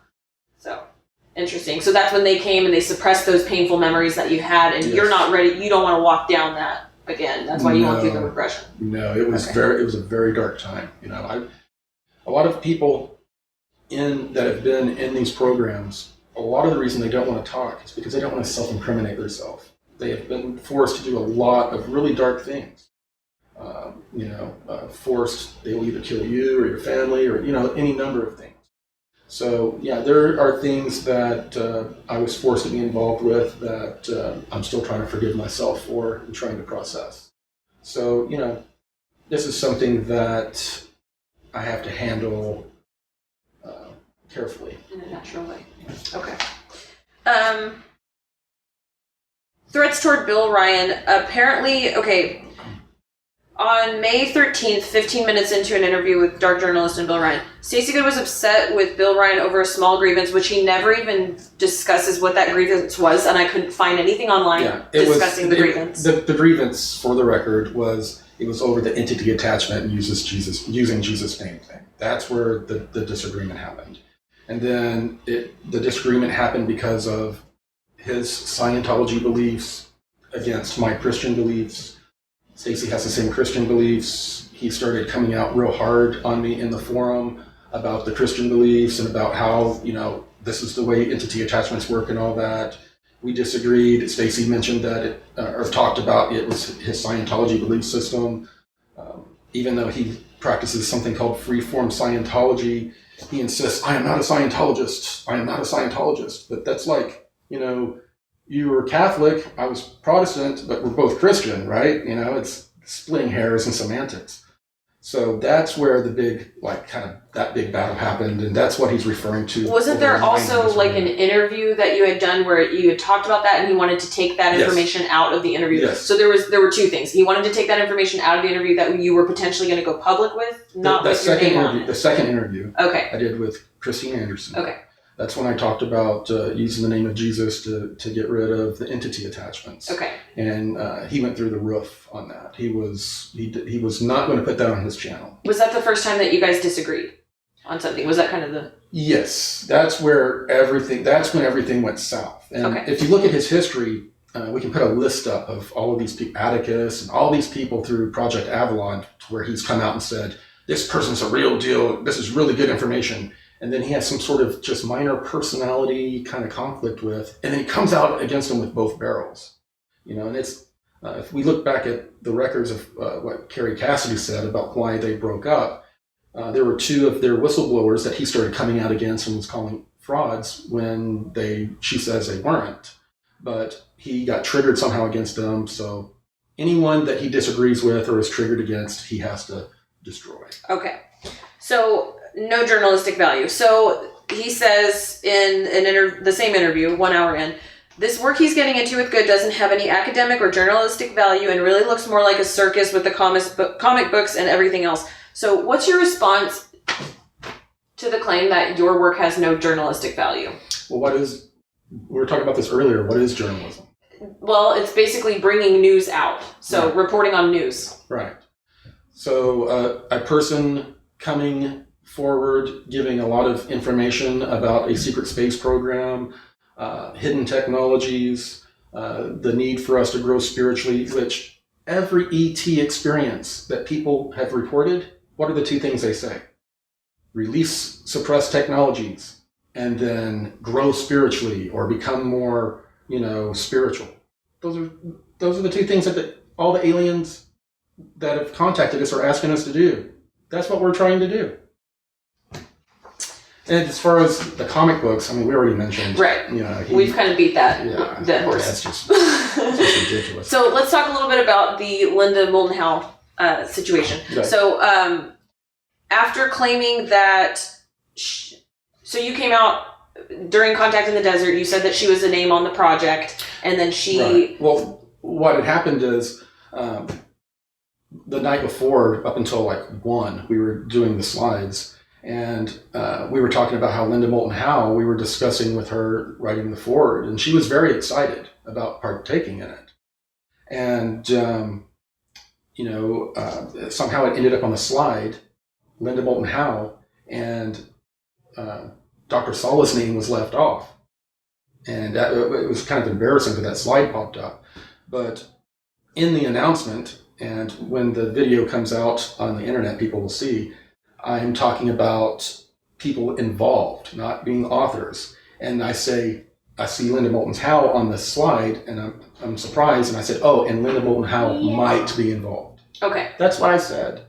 And then people took photos of the slide and sent them into the Dark Journalist. Oh, okay. The Dark Journalist basically gaslit Linda Moulton Howe. He contacted her, said, these people are Satanists, they're saying that they're working with you, they say that you're writing a book. No, she's like, no, I'm not writing a book. Well, they're saying you're writing a book, just totally manipulated and gaslit her. And she's a strong Christian, kind of like I am. And when she saw all of the video that he made calling Roger a Satanist, she just had like a knee-jerk reaction and pulled out, and didn't pull out in a very graceful way, sadly. So let's talk a little bit about Roger Richards, who's one of your business associates. Yes. Can you tell us a little bit about how you met him and how you guys started working together? Yes. Originally, when we started the Full Disclosure Project about a year ago, he wrote in and said he wanted to help. He also had sent in, I wanted to do a bunch of roadside advertising, to where it talked about there's suppressed technologies that could save your life and stuff like that, to kind of promote out that advanced technologies exist and the normal person can see it and think about it. And he sent in some really cool ideas on billboards, and he was writing in as Emma Gold, and in my mind it was a girl. I thought it was a girl. And he has a really interesting business, to where he's helping his business is awesome. He's a cottage industry business that like people in India that do crafts, and that's a dying art. He found a way to find people in the West that want to buy these things. So it keeps the art alive, and it allows people to be able to survive financially while selling their arts and crafts to boutiques. And he's done a lot of work with the child slave labor and women's rights. He's heavily into that. He's got a documentary that's about to come out. Back when I was a religion major, I worked a little bit with a guy that was in something called Probe Ministries. They investigated cults. So I actually sat there next to other religion majors, and we interviewed real Satanists and talked to real Satanists to get information about it, to know how to counsel them later on. So I know the energy, the look. I know a real Satanist when I see one. And there's every bit of the energy that comes from him is very loving and caring, and that characterization was based off of a tattoo. That's so interesting that that synchronicity between where you were going to follow in your grandfather's footsteps, and then now here you are, and you have this blue avian message, and it's like you're really working toward spiritual truth. And yeah, that's really interesting. Yeah, but Roger's a really good guy, and when all this came out, it really hurt him deeply. He even offered to resign and all of these things, and I said, no way. When he was just a username until I met him at Mount Shasta in 2016. Okay. That's the first time I met him. And we hit it off great. I told him I wanted to do a vlog. He said he would help me edit it, because I don't know the first thing about editing stuff. He's going to teach me that as well. And he started editing my vlog, and I was talking to him about this graphic novel idea that really one of the other people on my team, Cam, really came up with the idea about, that it would be a good way to get the information out. And then I brought that to him, and he's a doer. And he got to work putting teams together, and the rest is history. We work well together. We're a very good team. So I can see why certain people would want to split us up. But a lot of the stuff, almost all of it that's out there being said, some of the recent testimony about his business practices, they're not telling the truth. We've got the emails as well on it. We've showed them to Justin and a few people. It doesn't match up with the claims that are being made from people that are going on the dark journalists who happen to be members of Project Avalon that are spreading these lies. Well, I work with you and Roger, and I love working with both of you guys. So, and I already went on the record and talked about how professional it was. So, and that, my friends. Oh, one last allegation, and then we get to the fun stuff, the viewer questions. Can you talk a little bit about the occult symbolism drama with the hand signal and the blue avian? The blue avians.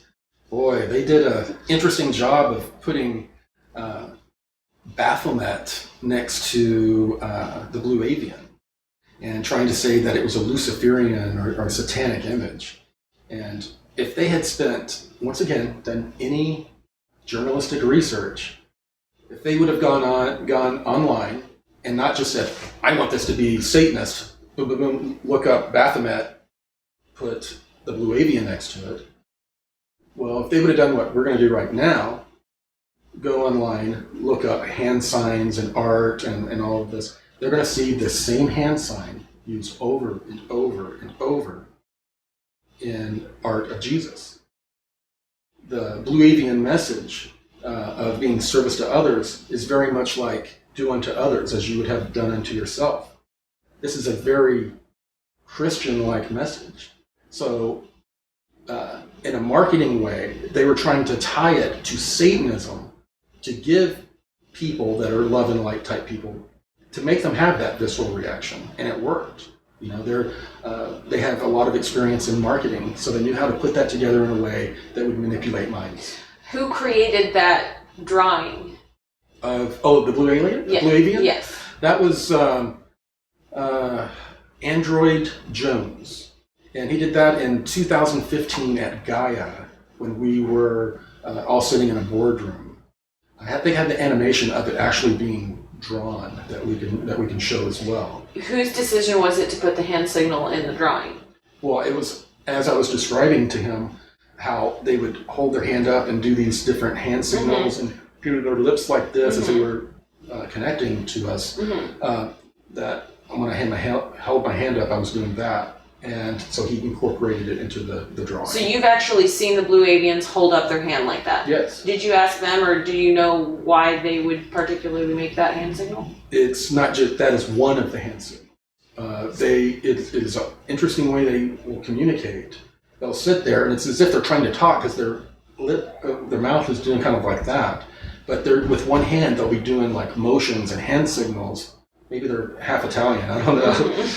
But you know, they use a hand signals, and that happened to be one I was showing while he was drawing. But if you put the picture next to Baphomet, the thing that's doing like this is pointed down, and in all the ones of Jesus, it's pointing up. So that them trying to say that it was a satanic image was really reaching really far. Okay. Alrighty. So, thank you for all that. Thank you for clearing some of that stuff up. Do you feel better about?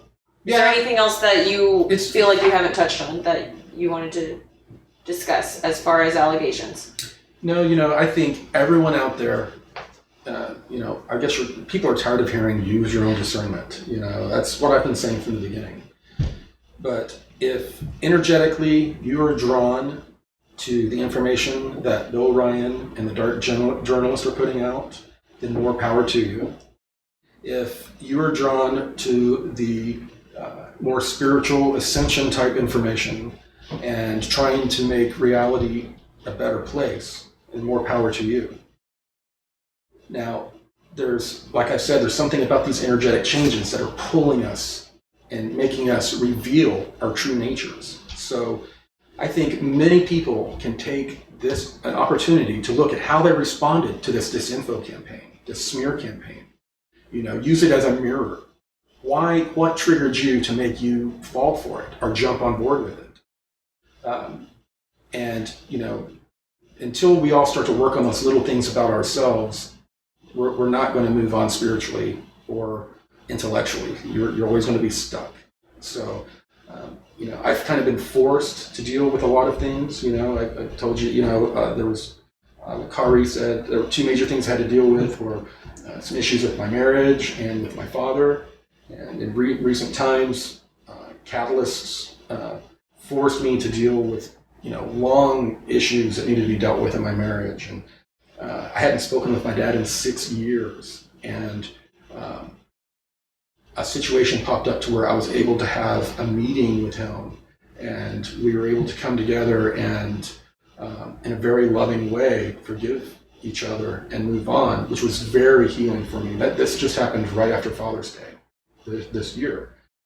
So those have been major things for me spiritually to move on. And people that are jealous of me talking to beings or whatever, they're not listening very closely to what's happening, because I'm not getting patted on the back or told that I'm some sort of messiah figure. They're sitting out they're constantly pointing out all my flaws. I'm like, pat me on the back every once in a while, guys.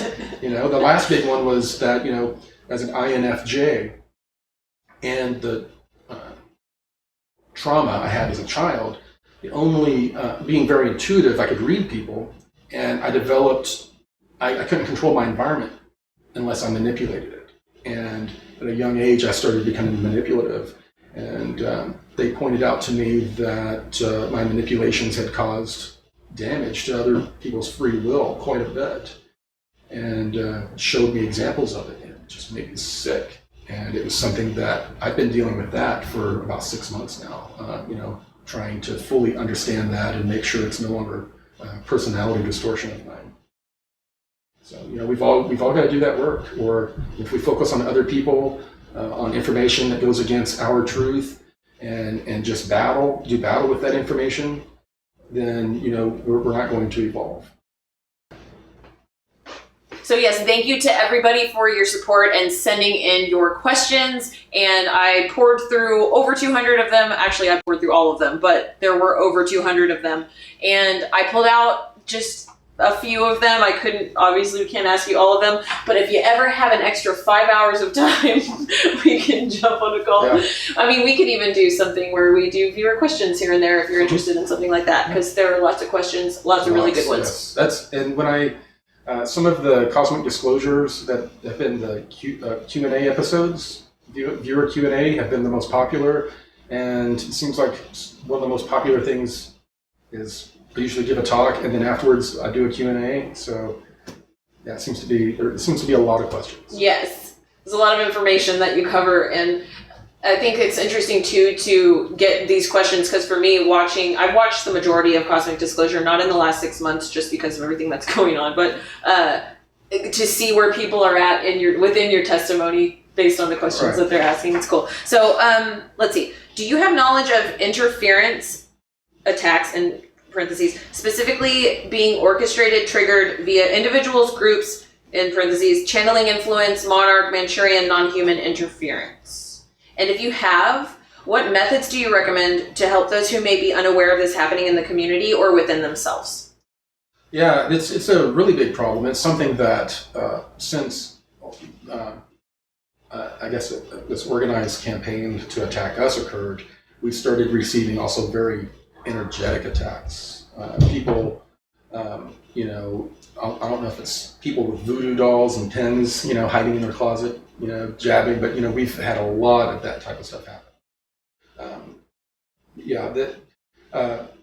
Recognizing it can be a little bit difficult. You have to do a lot of meditation and really look at a situation to see if it's really your own karma that you don't want to admit to, or if it is a negative breeding, as they say, or if it is an actual attack by the enemy. Those that, there's no one quick fix for people to deal with these attacks, because every person is energetically, psychically different, and they use different methods. People can be taught a foundation of how to protect themselves. As a matter of fact, I've been talking with Gerald O'Donnell a little bit about developing not only some of his RV course, but also he's been working on like a spiritual protection type thing, type course. I've been, speaking with him to see if we can, work together on that, because there are a lot of questions out there, and And a lot of people are being told to, if you need to become a psychic warrior, come to this workshop. We'll teach you how. And they'll charge like $8,000. And people will go and they'll spend this time and they try to teach them this cookie cutter method that may work for some people, but not everyone. So when it comes to defending yourself against psychic attacks, once you identify it as a psychic attack or some sort of energetic attack, your defense method is going to be different than mine or someone else's. It's just fine-tuning that method is the most important thing. And a comment on that too would be if you've gone to any of these courses or you've watched any of these videos or read books on how to protect yourself, you can learn that methodology that might be cookie cutter, and then you learn it and then you expand and grow on it, which is a lot of how martial arts works. Right. Where you learn you take in the method and make the method your own. Yes, exactly. Cool. Let's see. I thought this was a really interesting question. So your friend Kari from the Inner Earth has always enjoyed. This is Eric asked this question. So the question is, so it's the blue avian contact that Corey has, Ra Tier Air. Not sure if that's spelled correctly. Begins her name with Ra, which in the Law of One, they say that Ra is the group consciousness, and then Tier Air is the representative in the individual form. So the question is, wondering if the same concept applies to Kari. Mm-hmm. Wow. This is something that I just recently spoke with David Wilcock about. Yes. I have used the full name Kari on purpose to see who is telling me the truth about contact when they approach me. Ka is part of the name. She has me call her Ari. I don't call her Kari. It's Ari from the house of Ka. Her sister, her name starts with Ka, but it means that they're from the house of Ka, is what it means. So that's the first time anyone's asked that question, and I've been purposefully keeping it out of the public eye. Interesting. All right, Eric, you're very astute. Very good. I just told David Wilcock that one not even 2 or 3 days ago. Interesting. Synchronicity. Yeah. That's really cool. So it's like a last name, but it's like a first last name. It's kind of like a designation, like, she's the lineage of the house of Ka. Whatever that means. Okay, cool. So let's see. This is really fun. Okay. This question comes from Jonathan, and he says, if the ascension of frequencies is a normal cosmic event, some of those who are already at a higher frequency must have observed this phenomenon in the past. Have you pursued questioning them to be more specific on what to expect and when? It seems like the information coming out is pretty sparse and even vague, and yet it sounds like it would be the most profound occurrence in recorded history. Mm-hmm. So has it happened to any of the other beings before? Yes. It happens all throughout the cosmos. And have they talked about it, I guess? I have given information on Mika's people. They most recently went through that process, not only of what we're calling an ascension process, an energetic consciousness change is what it really is. They went through this consciousness renaissance already, and the process that they went through is similar to ours. It first comes with people becoming empowered, standing up with that power, demanding the truth, and then taking that truth and creating a whole new reality. That's what his people did. That's what we're in the process of trying to do. And we have a certain time frame to be able to turn things into a optimal temporal reality. If we don't, then we're not going to have this beautiful future that we've all dreamed about and aspired for. Okay, so opening up about family, that's the next. So this question comes from Darren. Okay. And so he said, when I first started following Corey online, he didn't share much about his family, which I understand completely. Lately, seems to have been soon after the Chinook helicopter buzzed by his house, he's been opening up quite a bit. So his question is, how did you decide to start sharing more about your family? That was very difficult. I knew that it would make some of them a target for these trolls, which is unfortunate. But You know, one of the big things that I guess Bill Ryan used to say to me is that if you come out into the public, they can't knock you off because then they'll be proving your story or something like that, you know. And there is a little bit of truth to that. You know, if you go public, and especially public in a big way, what if, you know, they would have knocked me off? That just would have validated a lot of what I was saying. So you become a martyr. Yeah, I become a martyr for a cause. Mm-hmm. Now, when it came to my family, we were under quite a bit of threat. And it was to show my family out there, just not as being a concept, but to see a real family. And that the threats coming in were against a real family. Another reason I started doing the vlog and being more public was that a lot of people were saying that I was trying to build myself up as a messiah figure and all this, when I'm just a regular guy.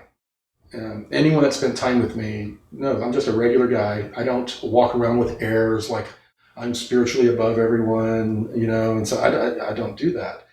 And I wanted to chronicle that and show people kind of like who I really am, so that they wouldn't look up to me. Because the whole point of this Blue Avian message is not to find someone to pray to or look up to.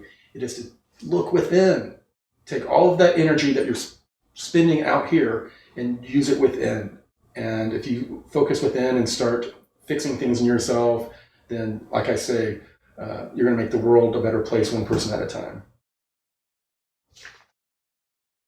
This question is from a person that is retired military.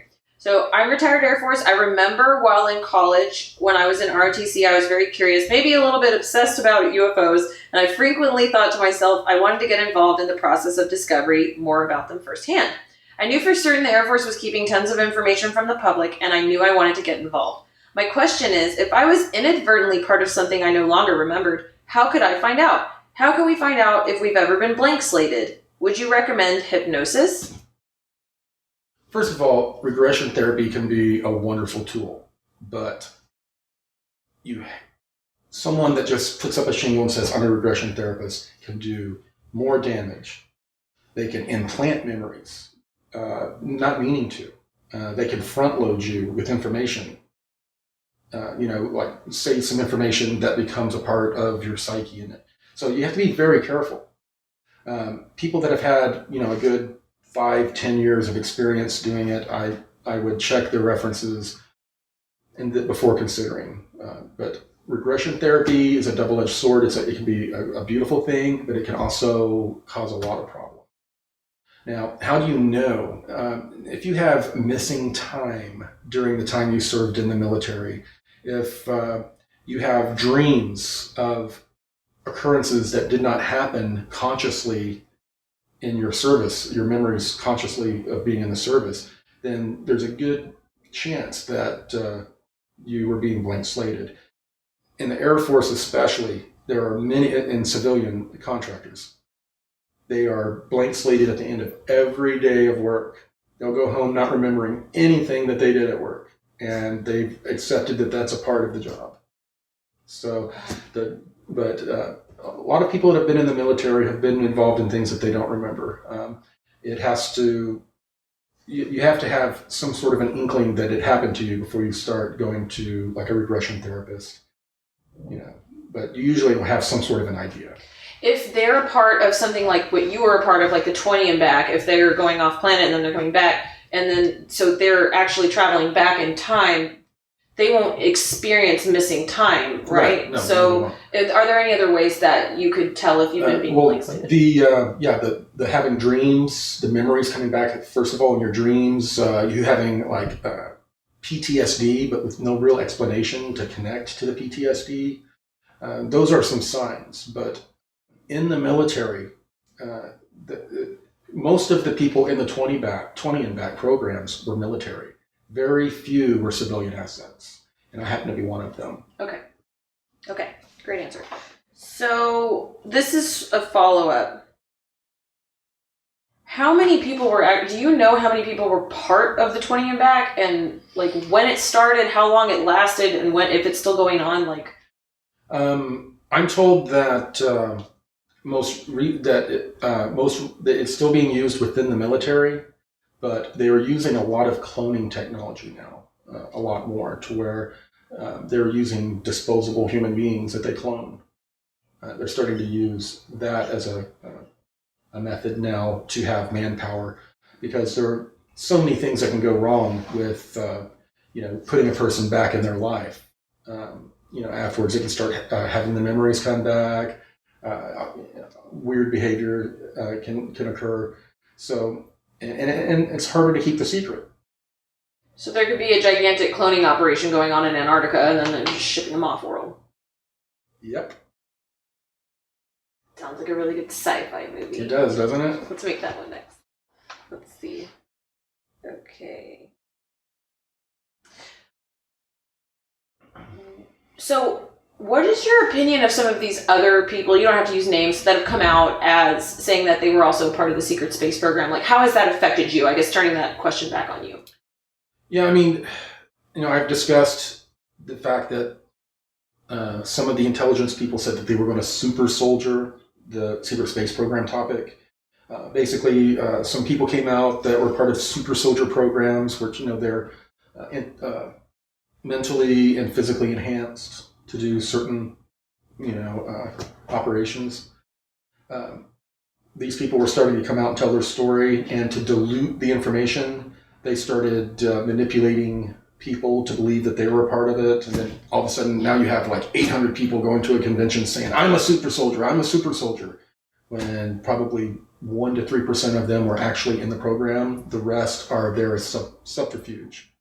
They were going to do the same thing with the secret space program. All these people come up with wild stories that are, similar to mine about being in the space program. At the same time, we have people that are watching Cosmic Disclosure and reading information about it online that are having like actual triggers of memories and that kind of a thing. So it's become kind of diluted. It's hard to really tell, unless I spend time with them, who is giving the real information. And quite honestly, it's not my place to go out and say, all these people are telling the truth and are not. I did that on one occasion where the person was causing a little bit of damage, I was told. But for the most part, I just let people share their information. The rest of the world can take it or leave it. Fair enough. Okay, so let's see. Oh, I thought this was really interesting. Phyllis asked a question about brain and memory erase, is what she called it. Is there any correlation to your brain erase, the same as people who are incarnated who don't remember who they were prior to this birth? Is it the same thing? So with the blank slating / what I call soul amnesia. Mm-hmm. There are a lot of similarities. I really can't answer that question other than to speculate, but how few people seem to be able to have bleed through recall of past life memories while others are not. Mm-hmm. There are a lot of correlations there to where it looks like before we enter this life, we are blank slated in a much deeper way than the way that the military program does. That's a pretty interesting correlation. Yeah, I had never thought of that before until that question came in from Phyllis, and I thought, she's making me think a little bit around that. It was a cool thought. Yeah, there's really some bright viewers that watch this information. Yeah, a lot of these emails I was getting, and I was just sitting there like, oh man, it's just like question after question that are great questions. Yeah. So that's one of the things that's so humbling. There's so many really spiritual people in this community, and I'll be standing on stage and I'll feel the spiritual energy coming from them, and I'm humbled because I'm sitting there and I'm talking to a lot of these people and I'm sharing concepts that I don't need to be explaining to them. They could probably explain to me better. There's a lot more spiritual people, a lot more spiritually developed, than I am, that are in this community, and it can be humbling sometimes. At meet and greets, you'll meet, like, someone will come up, and like a lot of these ladies, they have this goddess energy about them. They'll come up to you and they'll give you a hug, and you feel like this just beautiful, loving goddess energy. The energy from these people is amazing. That's awesome. Yeah. I bet that had a huge effect on you coming out of just like the dark place where you feel like you're alone, and then being able to finally like come out into the real world. And, yes. Yeah. yeah. Okay. So let's see. What do we have here? Oh, I just said real world, and that's the very next question, synchronicity. Your experience with this situation mirrors back your own life experiences where it feels like you're living in two separate realities, one spiritually based and the other one materialistic and limited. Our goal seems to be to acclimate and balance these two forces. How do you achieve that balance without getting caught up in all the noise of this reality? Is it also difficult to progress spiritually when in this duality? Yeah, it's very hard to progress spiritually. I mean, a lot of people have seen the progress I've made over the last couple of years. It's been hard fought. I mean, it's been very difficult. You know, a lot of people think, are putting out, Corey's making all this money for making up stuff for the show, and he's just kicking back, laughing at everybody. It's not the case. Like I stated before, I'm being forced to work on some really uncomfortable things about myself. And if you're not willing to do that, then you're not going to grow spiritually or, in this reality. You'll find yourself, stuck in jobs. You'll find yourself never evolving as a person. You'll look back 5 years ago, you're pretty much the same exact person as you are now. That is a cycle that we've got to break. We have to look back 6 months ago and see, wow, I've changed this, this, and this. You got to see progress, or you're going to get discouraged. And people that become discouraged, that happens through fear. And fear leads to hate, and hate leads to the dark side. Mm-hmm. So, I think that's why a lot of people are being drawn to the dark side right now. How are some of the ways that you're progressing spiritually? Are there books that you're reading, people that you follow, or is it meditative work? I'm not a real big book reader. I've got some books that I've read. Most of the spiritual guidance I'm getting is, through Kari. Ari, I guess I can say that. Excuse me. So a lot of the healing and spiritual growth that I'm having is occurring, through Kari. She is, really spending a lot of time forcing me to focus on things that are holding me back. And I still have quite a bit to work on. I am nowhere near perfect. My wife can tell you that. But I'm trying. And I think that's the biggest thing, is that you have to try. You have to put in the effort. If you sit back and are waiting for something magical to happen to you, you're going to be disappointed. You have to go out and seek out the magic. Be the magic. Be the magic. Okay, so our next question comes from Sydney, and she says, how would one discern if the blue avians were from the true light of the creator and not the false light of an imposter race? I've heard that the blue avians are an Illuminati mind control program and that high-level members at parties put on a blue avian headdress. Yeah, a lot of this goes back to ancient Egypt, when the blue avians tried to intervene one other time to get us to change.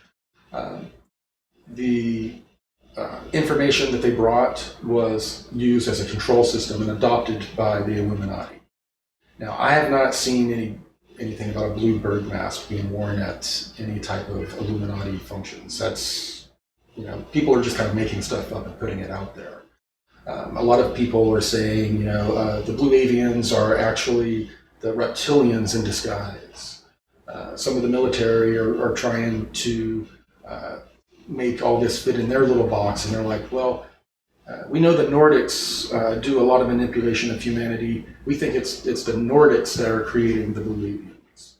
So, there's, you do have to use discernment.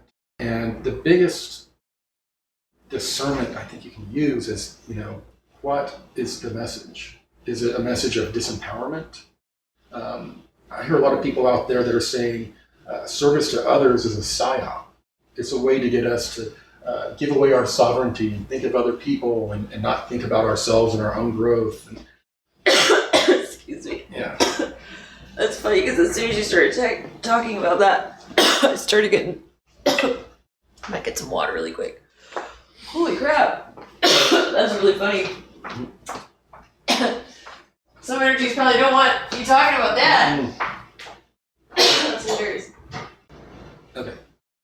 I think the best way for anyone to discern whether something's coming from the light or the dark, it all goes back to, you know a tree by its fruit, is truly a message of forgiving yourself and forgiving others for damage that they've done. Is that Illuminati or Luciferian? Is the fact that they want you to think thoughtful of other people, service to others? Is that Luciferian? Is that, it just doesn't bear out. Everything all of the information that the Blue Avians have delivered has been positive, empowering, and uplifting spiritually. There has not been any type of negativity or divisive information. So. Okay.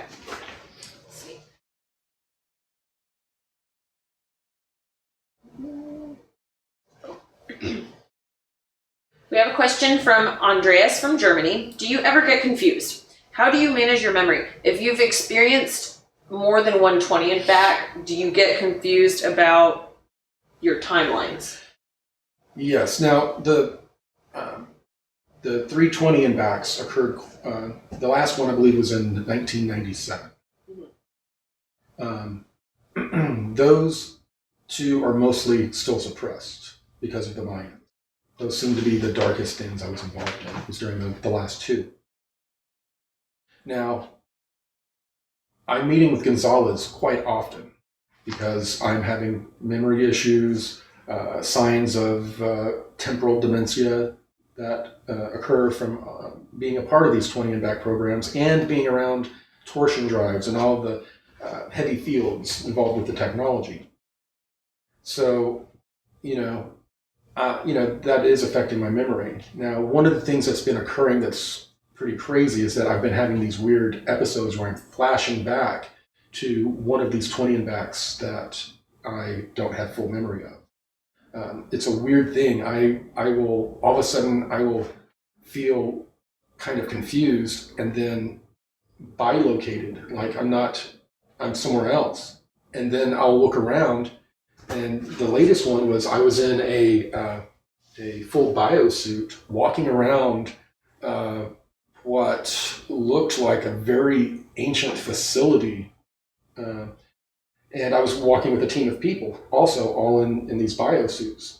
And all of a sudden, I went up against the wall, put my hands up against the wall, and was feeling all like didn't know who I was, where I was, what was going on. But I was looking around, and this woman's grabbing my helmet, looking at me, trying to talk to me, and she's telling someone else, "It's happening again. It's happening again."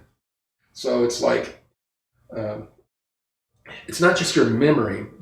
Your soul has like a zero time reference. Mm-hmm. And when you're being pulled out of that time reference and put back in, and you have like 20 years of memory, your psyche has to try to make sense of that. They're stacking the 20 years on top of each other, and then it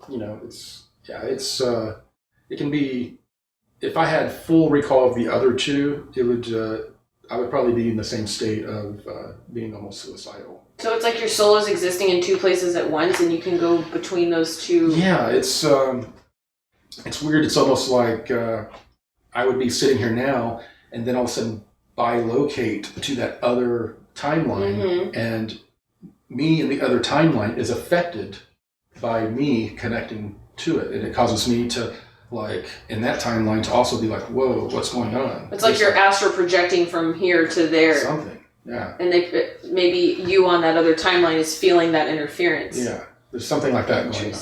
Yeah, it's really weird. There are a lot of weird things. And then psychologically, your subconscious is trying to make sense out of 3 timelines or 4 timelines stacked on top of each other. And your subconscious is trying to keep that in line with your zero time reference of, the timeline that it knows, linear time. Mm-hmm. And it's hard for your psyche to make sense of it. How frequently does that happen? It's only happened a few times. Okay. Yeah. When was the first time it happened? The first time was right after Gonzalez told me about the 2 extra 20 and backs, more details about it and how it was affecting me. And he was doing work on me to try to alleviate some of the issues I was having.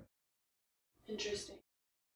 So when you're away on the 20 and back, do you know, I mean, this might be a dumb question, but do you know that you're on the 20 and back? Like, do you know that you're going to be, so maybe when you're there on that timeline, you started thinking about you here on Earth and there was a connection there as well, so that Einstein-Rosen bridge is created between timelines. Yeah. Wow, that's fascinating. Thank you to everybody for submitting questions, and thank you, Corey, so much for coming on the show. And I wanted to end with letting you talk a little bit about Eclipse of Disclosure. Yes, we're going to have a huge event in McLeod, California. It is real close to Mount Shasta.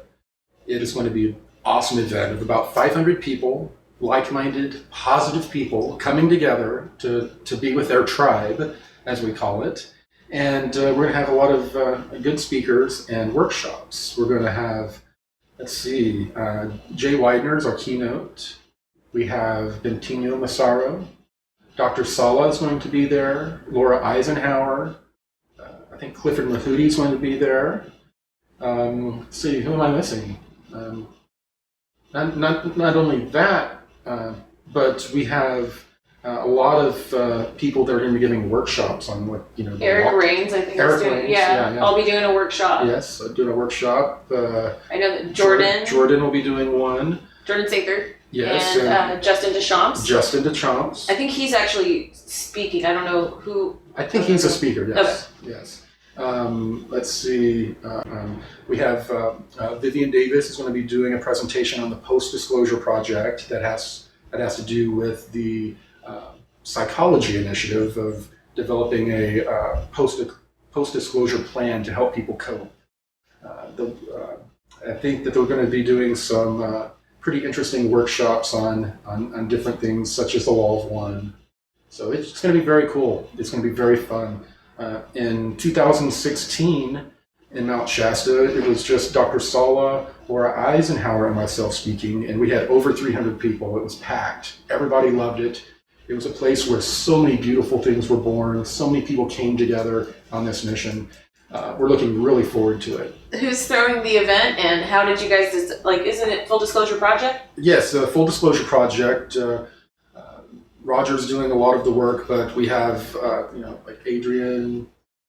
We've got a lot of people on our team that are really helping get this organized. But this is going to be our first production as a group. So we're really excited about it. That's awesome. Can't wait. And when is it? It is during the eclipse in August 18th through, I believe, the 23rd. Mm-hmm. Is that correct? Yes. Awesome. And we have a link to brown paper tickets where you can buy your tickets. We're also going to webcast it. It's not going to be live streamed because of the technology isn't going to work with us there. But we're going to be doing webcasts that people can purchase if you can't be there.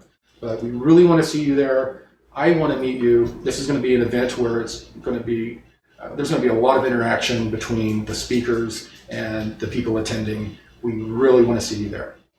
Awesome. Well, thank you so much again, Corey. And thank you guys. And make sure to subscribe to The Divine Frequency. And if you have any questions or comments, please email me at thedivinefrequency@gmail.com. Thanks, guys. Bye. Action. Okay. I am your cult leader. I command you act. Submit yourself before me now. Well, thank you, Corey, for being such a wonderful cult leader. I just felt... Yes. That's why everyone follows me. I'm so demanding.